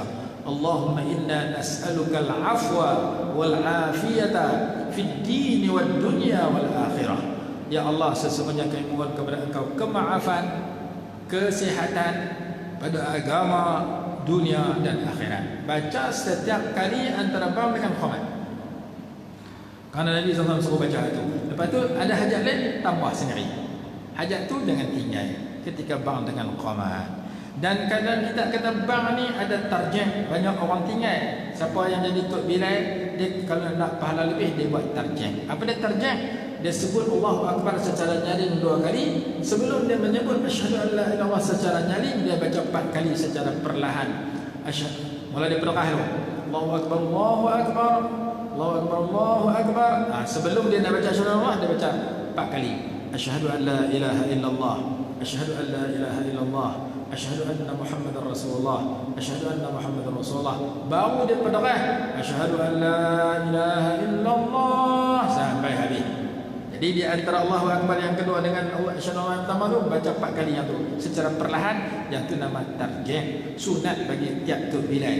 Banyak orang tak amal kenapa? Dalam radio tak dengar bila azan lagu tu, dalam TV tak dengar azan lagu tu. Oleh kerana banyak orang tinggal dalam alat komunikasi, dalam media massa. Kita di kampung, di taman pun kita tinggal juga. Rugi tak terjak. Kerana itu sunnah yang baik. Ada dalam kitab hadis, ada dalam kitab fiqh. Kemudian dalam kitab fiqh lagi kata sunat diperlambatkan azan dan dipercepatkan qamat. Disunatkan ta'anni al-azan wa idraj al-iqamah, mempercepatkan qamat. Mempercepatkan qamat dan memperlambatkan azan itu kata dalam kitab Fathul Alam, azan itu sepatah-sepatah, qamat itu dua patah. Macam mana sepatah-sepatah? Allahu akbar, Allahu akbar. Yang itu dua patah. Allahu akbar, Allahu akbar, dua patah. Tapi lepas itu sepatah. Asyhadu an la ilaha illallah, sepatah. Asyhadu an la ilaha illallah, sepatah. Sampai habis sepatah. Melainkan Allahu akbar yang belakang tu dua patah. Qamat dia kena dua-dua. Allahu akbar, Allahu akbar. Asyhadu anna Muhammadar Rasulullah. Hayya 'alas salati, hayya 'alal falah. Qad qamatis salatu, qad qamatis salah. Dua. Jangan kita kata hayya 'alas salah, hayya 'alal falah, qad qamatis salah, qad qamatis salah. Itu azan. Sepatah. Qamat, kembak. Itu nama dia idrajul iqamah ataupun isra', mempercepatkan qamat. Baik. Jadi antara azan dengan qamat jangan tak baca doa. Baik. Seterusnya muka surat 23. Tajuk kedua 23, muka surat 132. Doa ketika terjaga di tengah malam mustajab. Siapa yang jaga tengah malam, dia baca zikir ini, la ilaha illallah wahdahu la syarikalah, lahul mulku wa lahul hamdu wa huwa ala kulli syai'in qadir. Alhamdulillah wa subhanallah wa la ilaha illallah wallahu akbar wa la hawla wa la quwwata illa billah. Kemudian dia baca Allahumma ighfirli, ya Allah ampunkan dosaku, Allah ampun dosanya. Ataupun dia berdoa, Allah mustajab doa dia. Ataupun dia ambil sembahyang 2 rakaat, Allah makbul sembahyang dia, Allah terima sembahyang dia. 3 amalan ketika lepas baca doa ini, minta ampun, minta doa dan sembahyang. Semua Allah suka. Hadis Imam Bukhari. Tajuk yang ke-24, tajuk yang muka surat 134. Siapa yang tidur dengan 2 amalan, yang pertama berwudu, yang kedua berzikir sampai terlena, dia jaga bila-bila masa dia berdoa, Allah mustajab doa dia. Jadi kita mau bila makin tidur baca doa Allah makbul, tidur dengan 2 amalan. Yang pertama ada ayat sembahyang, yang kedua berzikir sampai tidur. 2 amalan ini menyebabkan doa mustajab apabila kita terjaga. Pukul berapa pun tak kira.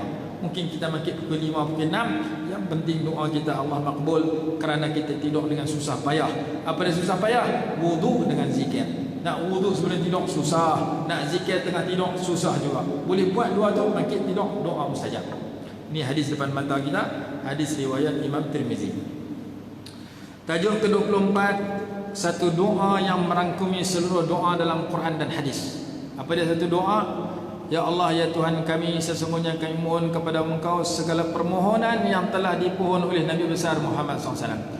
Dan kami berlindung denganmu daripada segala keburukan yang pernah Rasulullah mohon perlindungan daripadanya. 2 doa itu ringkas, tapi minta semua hak Rasulullah minta, tak mau semua Rasulullah tak mau. Ini doa dia. Muka surat 136. Allahumma inna nas'aluka min khairi ma sa'alaka minhu nabiyyuka Muhammadun sallallahu alaihi wasallam wa na'udzubika min syarri ma sta'adzaka minhu nabiyyuka Muhammadun sallallahu alaihi wasallam wa antal musta'an wa 'alaikal balagh wa la haula wa la quwwata illa billah. Tajuk seterusnya, tajuk ke-25, muka surat 137. Baca 100 kali tasbih di pagi dan petang. Siapa baca di pagi dan petang subhanallah wa bihamdih sebanyak 100 kali, tidak ada seseorang yang datang pada hari kiamat lebih baik daripada apa yang dia datang, melainkan seseorang yang baca seperti ia baca atau lebih banyak daripada apa dia baca. Pagi 100 kali, petang 100 kali. Subhanallah bihamdih, subhanallah bihamdih, subhanallah bihamdih. Apa makna dia? Maha suci Allah dan segala pujian hanya tertentu baginya, sebagaimana ditafsirkan oleh pengarang kitab Dalilul Falihin. Tajuk ke-26, muka surat 139. Zikir 3 kali, pahala macam berzikir 1 jam lebih. Iaitu Nabi SAW keluar daripada rumah isteri baginda Sayyidah Jurairiyah radhiyallahu anha lepas sembahyang subuh. Balik rumah lepas waktu duha, subuh nak pergi ke duha, lebih kurang 2 jam. Tengok isteri dia tak bergerak, duduk zikir daripada tadi sampai lah tak pergi mana. Rasulullah tanya, kamu duduk zikir daripada tadi sampai lah lagu ni? Lah daripada tadi sampai lah tak pergi mana? Rasulullah kata, saya baca 3 patah doa, 4 patah doa sebanyak 3 kali, sama pahala macam kamu zikir daripada subuh sampai sekarang. Doanya muka surat 141. Subhanallahi wa bihamdihi adada khalqihi wa ridha nafsihi wa zinata arshihi wa midada kalimatihi. Baca 3 kali. Siapa baca 3 kali tak sampai seminit, pahalanya 100 minit. Baik, apa makna doa ini? Subhanallah wa bihamdihi, maha suci Allah dan segala pujian hanya tertentu baginya. Adada khalqih, sebanyak bilangan makhluknya. Puji Allah sebanyak bilangan makhluk. Makhluk tidak terhitung, hanya Allah yang tahu bilangan, maka pahala banyak. Wa ridha nafsih, dan menurut keredaan dirinya. Redha Allah pun kita tak tahu. Wa zinata arsyih, dan seberat timbangan arasnya. Berat mana aras, hanya Allah yang tahu. Wa midada kalimatih, dan sebanyak bilangan dakwat kalimah-kalimah Allah. Kalimah Allah ni kalau diambil air laut dijadikan dakwat untuk menulis kalimah Allah, air laut kering, kalimah tak habis. Ambil lagi satu kali ganda air laut sama banyak dengan yang pertama, dijadikan dakwat, tulis kalimah Allah, air laut kering, dakwat habis, kalimah Allah tak habis lagi. Quran sebut sedemikian. Lau kana al-bahru midadan li kalimati rabbi lanafida al-bahru qabla an tanfada kalimatu rabbi walau ji'na bimithlihi madada. Quran kata kalau semua ayat laut jadi dakwat, tulis kalimah Allah, ayat laut kering, ambil sekali ganda lagi, tulis kalimah Allah, ayat laut kering, kalimah Allah tetap tak habis. Maka kita puji Allah sebanyak bilangan kalimah Allah, dia tidak terhitung pahalanya. Pindah kepada tajuk ke-27. Menghubungkan saf dijanjikan keampunan dan syurga. Jadi kita tengok saf ruang kosong, kita masuk, kita dapat syurga. Dan Allah bina satu istana dalam syurga. Itu hadis muka surat 143. Bawah sekali Allah dan para malaikat berselawat kepada orang yang menghubungkan saf. Siapa tutup ruang kosong, Allah angkat darjatnya. Menghubungkan saf sembahyang. Dan saf dibina, kalau saf pertama dibina sama seimbang kanan kiri. Tu imam, lepas tu saf pertama duduk belakang tu imam, kemudian kanan kiri kanan kiri kanan kiri sampai habis saf pertama. Saf kedua duduk belakang tu imam, kanan kanan kanan sampai penuh. Penuh kanan, baru kiri kiri kiri sampai habis. Begitulah saf ketiga dan keempat macam saf kedua. Jadi kita menghubungkan saf dijanjikan keampunan dosa dan syurga. Tajuk ke-28 muka surat 144. Berwudu dan solat 2 rakaat dijanjikan syurga dan dibukakan ke-88 pintu syurga. Siapa berwudu dengan sempurna kemudian dia sembahyang 2 rakaat, Allah janjikan syurga. Muka surat 145. 146, siapa berwuduk dengan sempurna, lepas tu dia baca doa ini, dia akan dibuka 8 pintu syurga. Dia boleh pilih pintu mana dia nak masuk. Doanya ringkas, muka surat 146. Asyhadu an la ilaha illallah wa asyhadu anna Muhammadan abdullah wa rasuluh. 2 patah tu. Dalam Sunan Tirmizi tambah lagi, muka surat 147. Allahumma ja'alni minat tawwabin wa ja'alni minal mutatahhirin. Dalam kitab fiqh tambah lagi, waj'alni min ibadikas salihin. Dalam kitab hadis satu azkar tambah lagi satu bacaan, muka surat 148. Subhanakallahumma bihamdik asyhadu an la ilaha illa anta astaghfiruka wa atubu ilaik. Maka dalam kitab Umdatus Salik dia himpun 3 riwayat ini. Riwayat pertama asyhadu an la ilaha illallah, riwayat kedua Allahumma ja'alni minat tawwabin, riwayat ketiga subhanakallah. Maka ketiga-tiga itu ada pada muka surat 148 bawah sekali dan 149 boleh kita baca lepas wudu. Asyhadu an la ilaha illallah wa la syarika lah wa asyhadu anna Muhammadan abduhu wa rasuluh. Allahumma ij'alni minat tawwabin wa ij'alni minal mutatahhirin wa ij'alni min ibadikas salihin. Subhanakallahumma wa bihamdik asyhadu an la ilaha illa anta astaghfiruka wa atubu ilaik. Baca lepas wudu kalau rajin. Kalau tak mau baca semua ni, paling kurang baca hak awal. Asyhadu an la ilaha illallah wahdahu la syarika lah wa asyhadu anna Muhammadan abduhu wa rasuluh. Baca yang ni, akhirat esok Allah buka 8 pintu syurga bagi kita pilih nak masuk melalui pintu mana. Berkat kita baca lepas wudu zikir ini. Tajuk yang seterusnya muka surat 150. Membaca subhanallah, alhamdulillah, Allahu akbar 33 kali lepas sembahyang fardu diberikan pahala umpama bersedekah dengan harta yang banyak. Hadis dia tentu boleh baca sendiri. Cuma saya sebut yang tu saja. Lepas subuh 33 kali subhanallah, alhamdulillah, Allahu akbar. Lepas luhur, asar, maghrib, isya pun sama. Seperti orang kaya yang mengorbankan hartanya dalam kebaikan. Seterusnya muka surat 155, 154.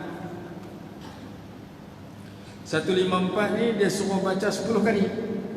Subhanallah 10 kali, alhamdulillah 10 kali, Allahu akbar 10 kali. Seperti tadi juga. 156 dia suruh baca 11 kali. Subhanallah 11 kali, alhamdulillah 11 kali, Allahu akbar 11 kali. Jadi 3 pilihan bacaan zikir ini lepas sembahyang 5 waktu. Hak rajin 33 kali, hak segan sikit 11 kali, hak segan lagi 10 kali. Tempat kita orang ramai 33 kali, 0 kali. Tu lah. 11 dengan 10 tak ada. Ni hadis depan mata kita. Kita kalut baca 11, kalut lagi baca 10. 3 pilihan baca setiap kali lepas sembahyang. Subhanallah, alhamdulillah, Allahu akbar.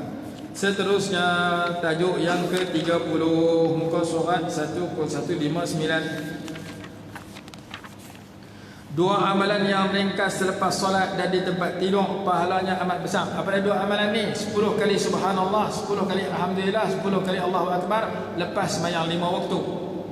Jadi kalau lepas subuh 30 kali, luhur, asar, maghrib, isya juga 30 kali, bacaan yang sama. Jadi jumlah semua ada 150 kali.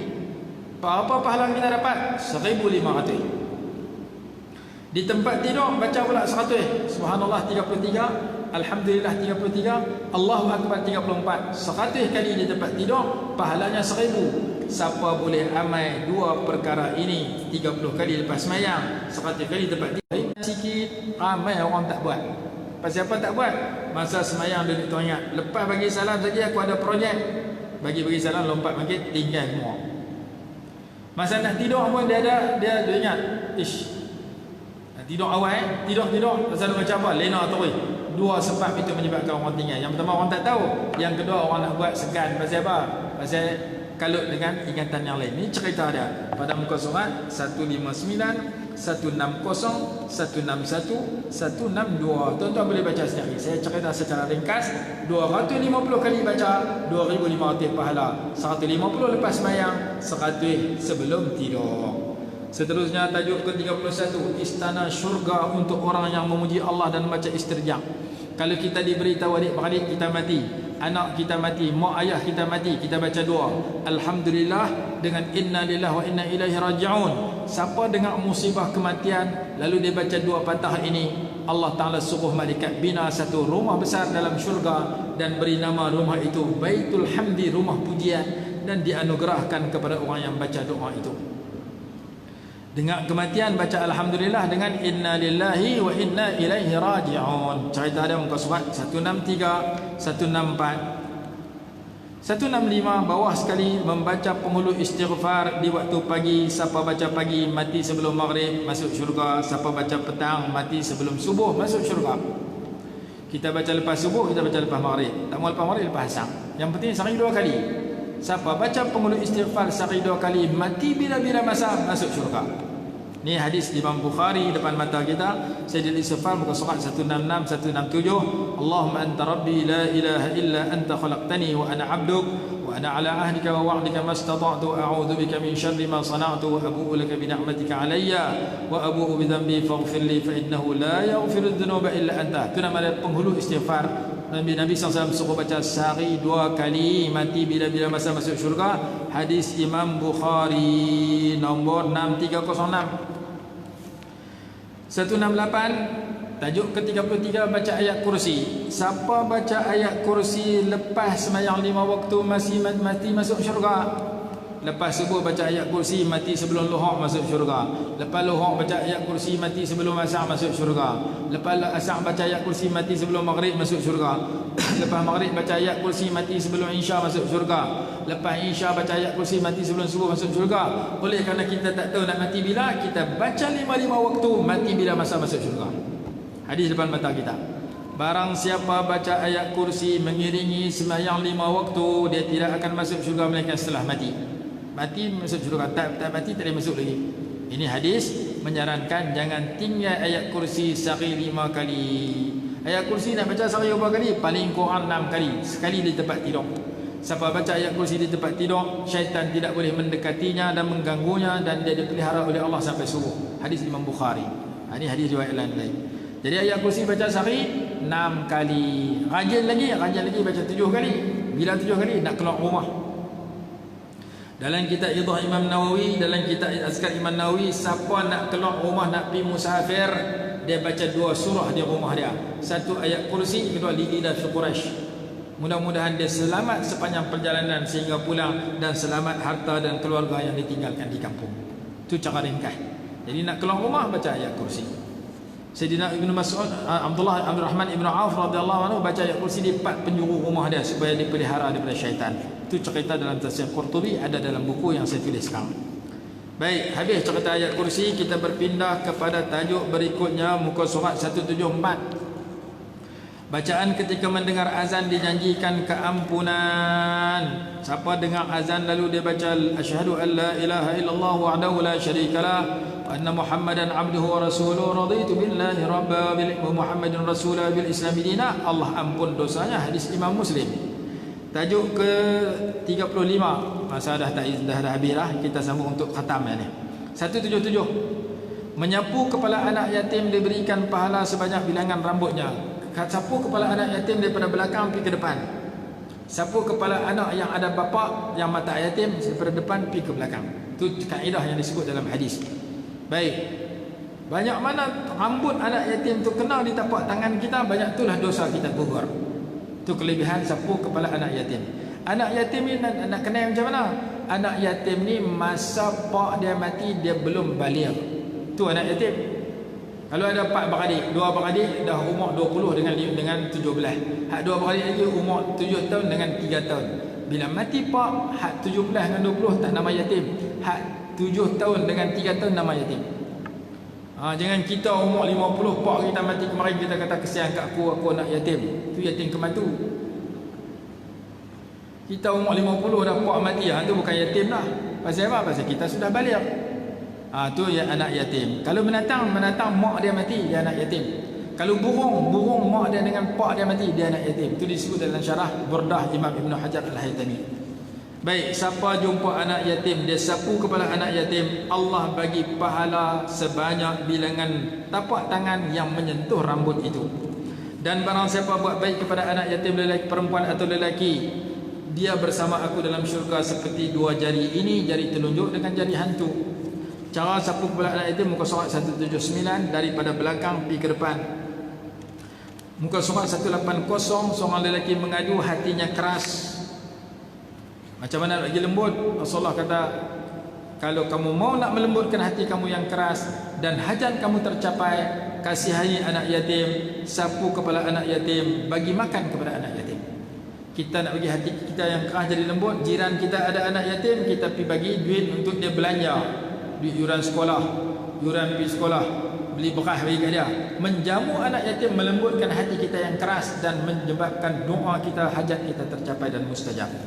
Seterusnya muka surat 182, redha Allah dengan 2 pujian. Siapa makan ucap alhamdulillah, minum ucap alhamdulillah, Allah Ta'ala redha kepadanya. Sekurang-kurangnya sepatah lepas makan minum alhamdulillah, Allah redha kat kita. Kalau banyak patah lagi baik. Muka surat seterusnya, yang ni lagi dicerita tentang makan minum, iaitu jangan kita bagi ada sisa makan minum. Kalau makanan kita pelantin keluar, kita tak mau makan, kita bagi kepada binatang. Jangan buang tong sampah. Bagi kepada kucing, bagi kepada ayam, bagi kepada arnab. Kalau kita nak makan, kita basuh, kita makan. Islam mengajak jangan bagi ada sisa makanan langsung yang berlebihan daripada pinggan yang kita makan. Sama ada kita perhabis atau kita bagi kepada binatang. Satu. Yang kedua, ada kitab kata kalau kita basuh ikan, kita bersiang ikan, lalu ni ikan termenung murah, YB dia bagi peri ni, kita dapat ikan beli ke ikan murah, kita basuh ikan. Setelah kita bersiang ikan, air ikan tu jangan kita buang dalam sinki, jangan kita tuang. Kita nak buat apa? Kita pergi juri pokok bunga, ambil manfaat daripada air lebihan itu, darah lebihan daripada ikan tu, pergi juri pokok bunga, dia akan jadi baja yang menyuburkan pokok itu. Satu pokok kita juri dengan air ikan, satu pokok kita juri dengan air biasa. Hak air ikan ni lebih. Ada satu kitab sebut Maka selagi kita boleh ambil manfaat, jangan kita buang begitu sahaja. Terlebih-lebih lagi makanan minuman yang kita makan, lagi kita boleh bagi kepada pendatang, jangan kita tahu begitu saja. Itu diajak oleh ulama berdasarkan kepada beberapa dalil. Seterusnya kita berpindah kepada tajuk baru, muka surat 190. Membuang sesuatu yang menyakiti jalan mendapat syurga. Ketika seorang lelaki berjalan tengok kantin berduri, dia kepak kantin tu, dia kata aku tak mau bagi kena orang Islam. Allah berterima kasih, Allah ampun dosa dia.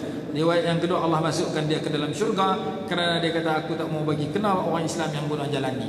Jadi kantin kayu, batu yang besar, paku, kaca yang boleh menyakiti pengguna jalan, kita buangkan daripada jalan, kita dapat syurga. Tempat kita di taman, mana ada pokok yang sampai ke tengah jalan terkena mata orang.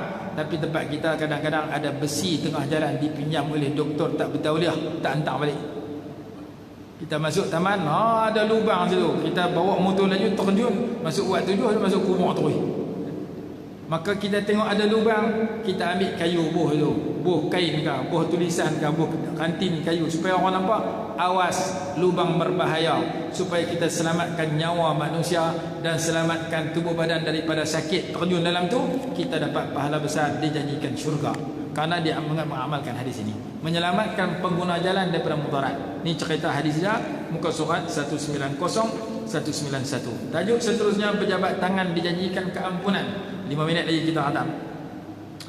Tidak ada dua orang Muslim yang bertemu lalu berjabat tangan melainkan Allah ampun sebelum mereka berpisah. Mazhab Hanafi jabat tangan 12, mazhab lain sebelah sudah cukup, 12 lagi baik, terpulang. Yang penting berjabat tangan menggugurkan dosa.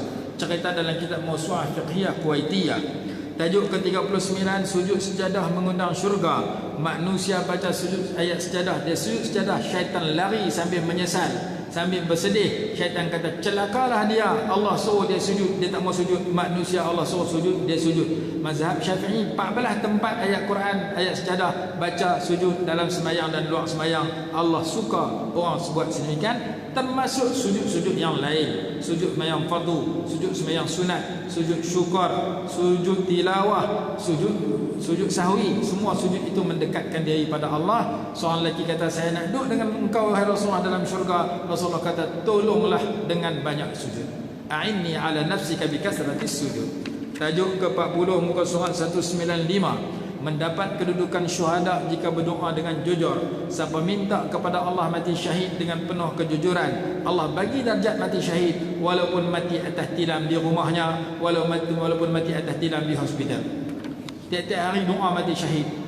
Allahumma ahina bihayatil ulama wa amitna bimautis syuhada. Ya Allah, hidupkan kami sebagai hidup orang alim, matikan kami sebagai mati syahid. Kalau dia mati bukan dalam medan perang, atas tilam di rumah dia, atas tilam di hospital, tetap dapat pahala syuhada kalau dia pohon dengan penuh kejujuran. Hadis ke-40, muka surat 195. 196, diberikan pahala hanya dengan niat nak buat baik. Siapa niat nak buat baik, 1 pahala. Buat baik dapat 10 dan ke atas. Niat nak semayang qabliyah zuhur, dapat pahala. Masuk waktu zuhur semayang qabliyah, 10 kali ganda. Niat nak buat jahat, tak tulis dosa hari. Berhenti daripada buat jahat, tak jadi buat jahat, dapat pahala. Kita niat lagi keluar pada masjid ni, saya nak curi kasut orang, tak dapat dosa hari. Sampai tiba masjid, tak jadi curi, dapat pahala. Ni hadis depan mata kita. Niat jahat, sebaliknya. Niat baik, sebaliknya. Kita boleh baca sendiri. Amalan kebajikan ditulis 10, 700, berganda-ganda yang banyak setelah dilakukan. Niat saya sudah dapat 1. Tajuk ke-42, muka surat 198, pahala sedekah melalui beberapa amalan. Setiap kebaikan itu sedekah. Setiap perbuatan baik itu sedekah. 199. Setiap kebaikan itu sedekah. Di antara kebaikan, kamu bertemu saudara kamu dengan wajah yang manis, kamu menuang air ke dalam bejana kawan kamu. Kawan kita nak minum, kita tuang air, dapat pahala sedekah. Kawan kita nak naik kereta, kita buka pintu ke dia, dapat pahala sedekah. Kawan kita nak angkat barang, kita tolong angkat ke dia, dapat pahala sedekah. Seterusnya muka surat 120, muka surat 200. Lebih kurang tadi juga. Sahabat kata, kami si susah nak sedekah, tak ada duit, kami hanya boleh semayang dengan puasa. Mereka orang kaya senang, semayang boleh, puasa boleh, sedekah boleh. Rasulullah kata, mau dah aku ajak satu amalan yang kamu dapat pahala sedekah, iaitu kamu baca subhanallah, Allahu Akbar, alhamdulillah, la ilaha illallah, menyuruh kepada ma'ruf, melarang daripada mungkar, semua itu dapat pahala sedekah. Termasuk suami menggaulinya dapat pahala sedekah. Sahabat terkejut, sahabat tanya, suami menggauli isteri dapat pahala sedekah? Rasulullah kata, kalau mereka melakukan dengan orang lain yang haram, apakah berdosa? Ya, berdosa. Kalau begitu suami dan isteri yang halal dapat pahala. Ini cerita muka surat 201-202. Tajuk ke-43, berjalan untuk menunaikan hajat saudara muslim diberi pahala lebih daripada beriktikaf 10 tahun. Siapa berjalan untuk menunaikan hajat saudaranya lebih baik daripada dia beriktikaf selama 10 tahun. Dan barang siapa iktikaf 1 hari ikhlas kerana Allah, Allah jadikan jarak antaranya dengan api neraka 3 parit. Jarak antara setiap parit itu lebih jauh daripada timur dan barat. Tajuk ke-44, muka surat 204, setiap 1 langkah diberikan pahala 1 tahun berpuasa sunat dan 1 tahun berqiyamul lail. Ni siapa? Orang nak pergi sembahyang Jumaat. Kita keluar pada rumah pergi sembahyang Jumaat dengan 5 amalan orang lelaki. Amalan pertama, mandi sunat Jumaat di rumah. Amalan yang kedua, pergi awal sebelum khutbah bermula. Amalan ketiga, apabila khutbah duduk dekat tu imam. Dekat tu imam, dekat mimbar. Jangan duduk dekat kolah. Dekat kolah mudah balik. Amalan keempat, mendengar khutbah dengan teliti. Amalan kelima, diam. Maka orang lelaki ke perempuan kan, kalau perempuan pergi sembahyang Jumaat boleh juga amal aku ni. Sesiapa yang pergi sembahyang Jumaat dengan 5 amalan tadi, saya ulang balik. Yang pertama mandi, yang kedua pergi awal, yang ketiga duduk dekat tu imam, yang keempat mendengar khutbah dengan teliti, yang kelima berdiam diri. Setiap tapak kaki yang dia langkah diberikan pahala ibadat 1 tahun. Ibadat itu qiyamul lail tiap-tiap malam, puasa sunat tiap-tiap hari. Rumah kita main masjid, bukan 1 langkah, bukan 10 langkah, mungkin 100 langkah, 100 tahun ibadat. Ni hadis dia. Kita tengok hadis dia muka surat 204. Barang siapa yang mandi pada hari Jumaat, tulis nombor 1 tu, mandi sunat Jumaat, jangan main tak mandi. Yang kedua, dan membasuh kepalanya, kemudian pergi awal dia di awal waktu dan mendapati di awal khutbah. Yang kedua, pergi awal. Yang ketiga, mendekati imam. Ini yang paling susah. Kita main awal, kita duduk belakang, kita duduk tepi kolah, tak mau duduk kat tu imam, terlarak lena tepi mimbar, main duduk dekat tu imam. Yang keempat, mendengar khutbah dengan teliti, jangan lena tengah jalan. Yang kelima, berdiam diri, jangan bercakap. 5 amalan ini, setiap langkah yang dia langkah diberikan pahala seperti 1 tahun beribadat dan yang diisi dengan puasa sunat dan sembahyang malam. Ada tok guru di kampung saya almarhum, dia main masjid jalan kaki, nak dapat ratus-ratus tahun punya ibadat, balik pun jalan kaki, dan dia pergi awal dia amal 5 ni. Payah nak jumpa. Hak amal awal ada, tapi nak duduk kat tu imam tak banyak. Amal duduk tang lain ada. Kita boleh amal 5 ni, dapat setahun, 1 langkah 1 tahun, 10 langkah 10 tahun dia punya ibadat. Dalam syarah dalam hadis ini, bawah sekali saya sebut dalam bahasa Arab, ulama kata kami tak pernah jumpa dalam syariat Allah satu hadis sahih yang mengandungi pahala yang sebegini besar. Kita berpindah kepada tajuk 45. 5 tajuk lagi habis insya-Allah. 2-3 minit ni sahabat Ustaz. Tajuk ke-45 muka surat 207, mempermudahkan urusan jual beli penyebab masuk syurga. Ada seorang hamba Allah, dia nak mati. Malaikat maut tanya, kamu ada buat baik ke tak? Tak ingat mana. Cuba ingat kau ada. Dia kata ada lah satu, saya ingat. Saya ni berniaga. Kalau orang jual beli dengan saya tak mampu bayar, saya bagi hutang. Tak mampu bayar untuk habis, saya bagi tangguh. Saya diskaun sama ada sekian peratus ataupun seluruh peratus.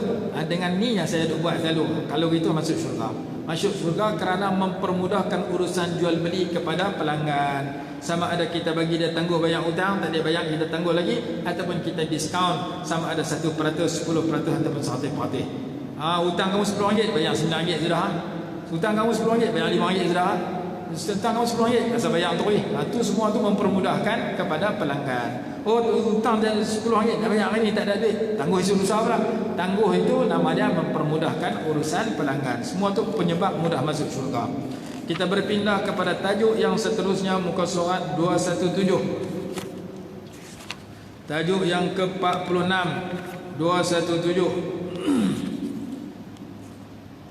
Nabi SAW sembahyang jemaah dengan para sahabat. Setelah rukuk baginda i'tidal, sami Allahu liman hamidah, seorang sahabat satu doa ketika i'tidal, dia reka sendiri, Rabbana lakal hamdu hamdan katsiran tayyiban mubarakan fi.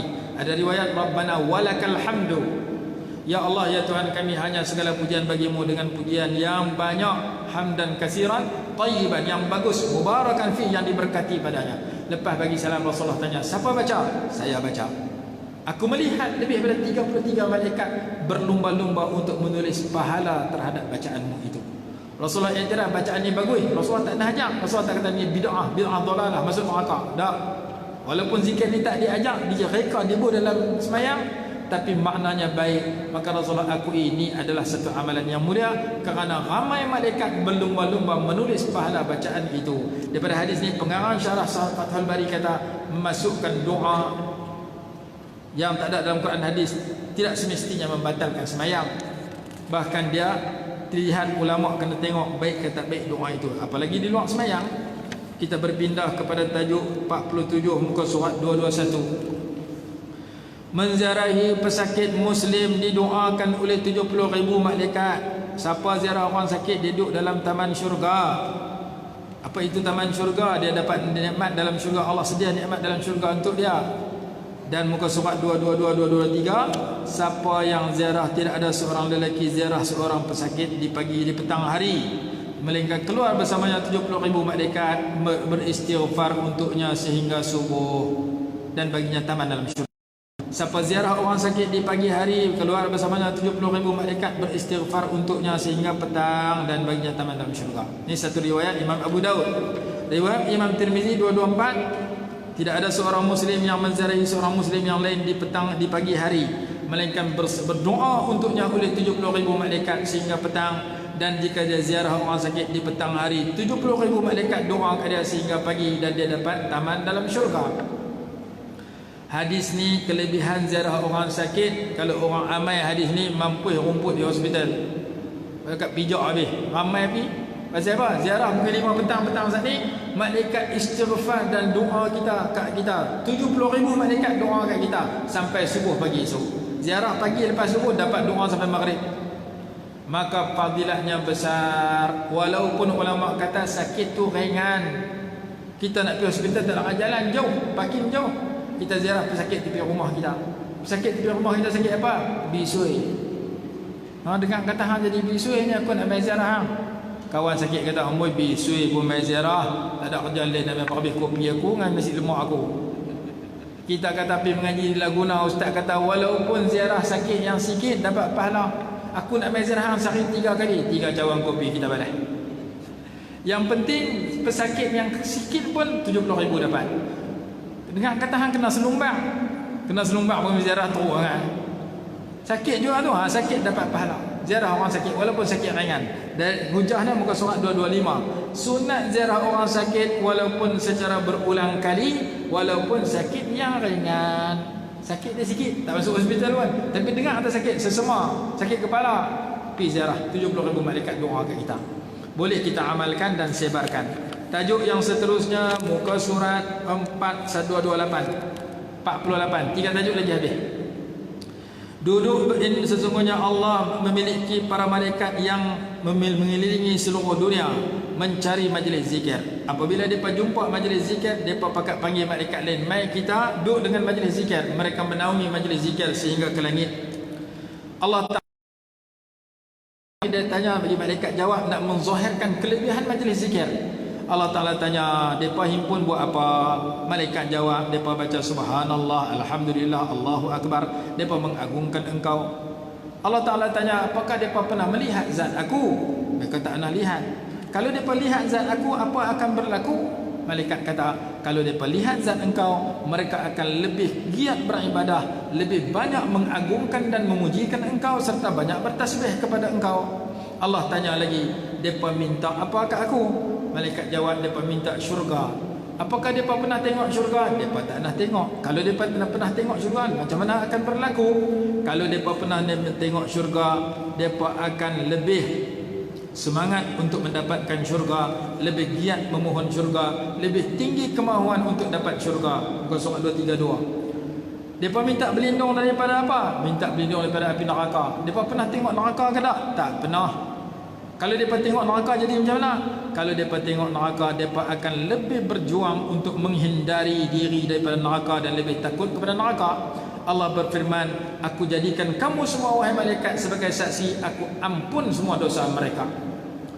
Malaikat kata ada seorang masuk dalam majlis itu bukan pasal nak pergi mengaji, bukan apa nak pergi zikir, masuk tujuan yang lain, dia juga dapat kelebihan macam ahli berzikir itu.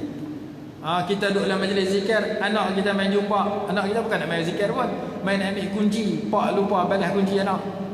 Anak nak pergi pasal minggu, nak pergi jogging, anak pak aku bawa motor, kan kunci-kunci aku dia ambil. Main nak minta kunci kat pak dia balik, nak naik motor pergi jogging.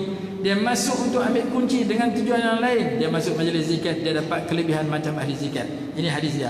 Seseorang yang datang dengan tujuan yang lain, dia masuk dalam majlis zikir, mereka tidak akan ditimpa kecelakaan berkat hadir dalam majlis zikir. Tajuk seterusnya, muka surat 236, belum habis.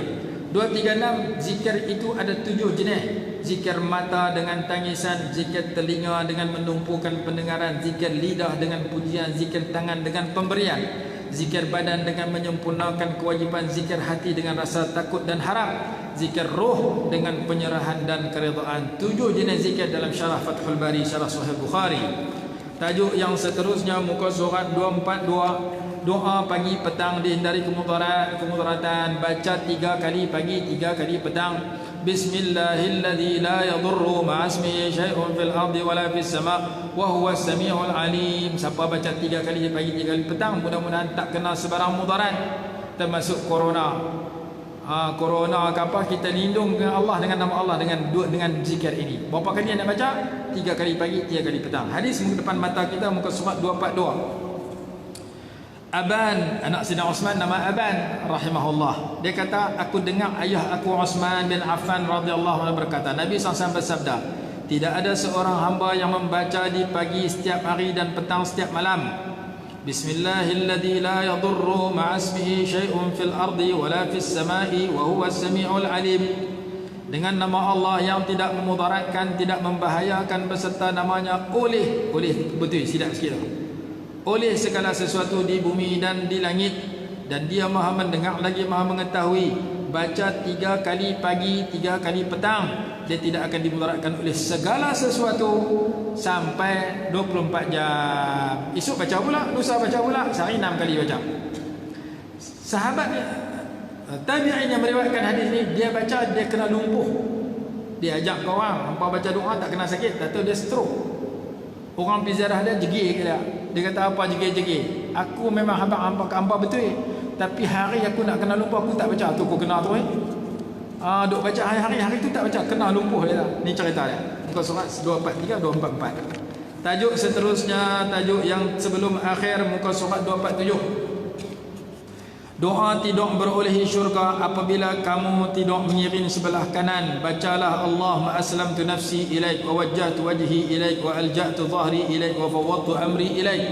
La malja'a minka illa ilaik wa uminu bi kitabika wa bi rasulik. Jika engkau mati pada malam itu setelah engkau baca doa ini sebelum tidur, engkau akan masuk syurga.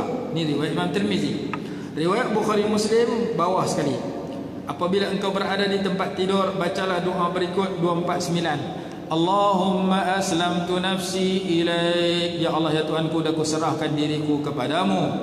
Wa fawwadtu amri ilaik. Dan aku serahkan urusanku kepadamu. Wa wajjahtu wajhi ilaik. Dan aku hadapkan wajahku, yakni diriku, kepadamu. Wa alja'tu dhahri ilaik. Dan aku sandarkan belakangku kepadamu. Tambah yu jatuh. Raghbatan wa rahbatan ilaik. Kerana takut dan harap kepadamu. La malja'a minka illa ilaik. La malja'a wa la manja minka illa ilaik. Tidak ada tempat berlindung dan tempat kejayaan daripadamu melainkan hanya kepadamu. Amantu bi kitabika alladhi anzalta wa bi nabiyyika alladhi arsalta. Aku beriman dengan kitab yang engkau telah turunkan dan dengan nabi yang engkau telah utus. Jika engkau mati pada malam tersebut, setelah engkau baca doa ini di tempat tidur, engkau mati dalam Islam, bersih daripada dosa, masuk syurga. Tajuk terakhir, 1 minit berselawat dapat 500 pahala, 500 rahmat. Barang siapa berselawat kepada aku 1 kali, nescaya Allah berselawat kepadanya 10 kali. Muka surat 252. Barang siapa berselawat kepada aku 1 kali, nescaya Allah berselawat kepadanya 10 kali, dan Allah gugurkan daripadanya 10 dosa. Muka surat 253, salawat yang ringkas boleh baca 50 kali 1 minit dan dapat 500 rahmat. Allahumma salli ala sayyidina Muhammadin wa ala alihi wa sahbihi wa sallim. Ya Allah, ya Tuhanku, sampaikanlah salawat serta salam ke atas penghulu kami Nabi Muhammad serta seluruh keluarga dan para sahabat baginda. Salawat daripada Allah, muka surat 254, mengeluarkan orang yang diselawatkan itu daripada pelbagai kegelapan kepada cahaya. Kita selawat sekali ke Rasulullah, Allah selawat 10 kali. Apa hasil dari selawat? Rahmat, kasih sayang, sehingga kita keluar daripada kegelapan dan keburukan kepada cahaya dan kebaikan. Cerita daripada muka surat 254 Suratul Ahzab ayat 43. Huwallazi yusalli alaikum, Allah lah yang bersalawat kepada kamu, wa malaikatuhu, dan para malaikatnya, liyukhrijakum minadh-dhulumati ilan nur, untuk mengeluarkan kamu daripada segala kegelapan kepada cahaya. Wa kana bil mu'minina rahima, dan Allah itu Maha Penyayang kepada orang-orang yang beriman. Alhamdulillah, kita dah sampai kepada penutup, tak sampai 2 jam. Kita mula 9.50, kita tutup 10.40. 1 jam 50 minit kita dah khatam kitab ini. Mudah-mudahan ada manfaat. Sekadar itu diskusi kita pada pagi ini, mudah-mudahan ada manfaat kepada kita semua. Yang mana kita puasa boleh amal, kita amal. Yang puasa kita tak ada nak amal pun, kita ambil gambar, hantar dalam grup WhatsApp yang mudah-mudahan grup-grup lain juga boleh mengamalkan isi kandungan buku ini, iaitu kerja sikit gaji mahal, amal sikit pahala banyak. InsyaAllah kita akan bertemu dalam diskusi buku yang lain pula, kerana sekarang saya sedang menyiapkan 2 buah buku terbaru, satu yang nipis, satu lagi yang tebal. InsyaAllah dalam bulan depan akan keluar 2 buah buku yang terbaru yang sedang saya susun, dan mudah-mudahan ada manfaat. Terima kasih kepada pihak penganjur, terutama kepada Tuan Imam dan AJK Masjid, dan kepada tuan-tuan yang sudi hadir untuk sama-sama kita mempelajari buku ini. Wallahu alam. Bismillahirrahmanirrahim.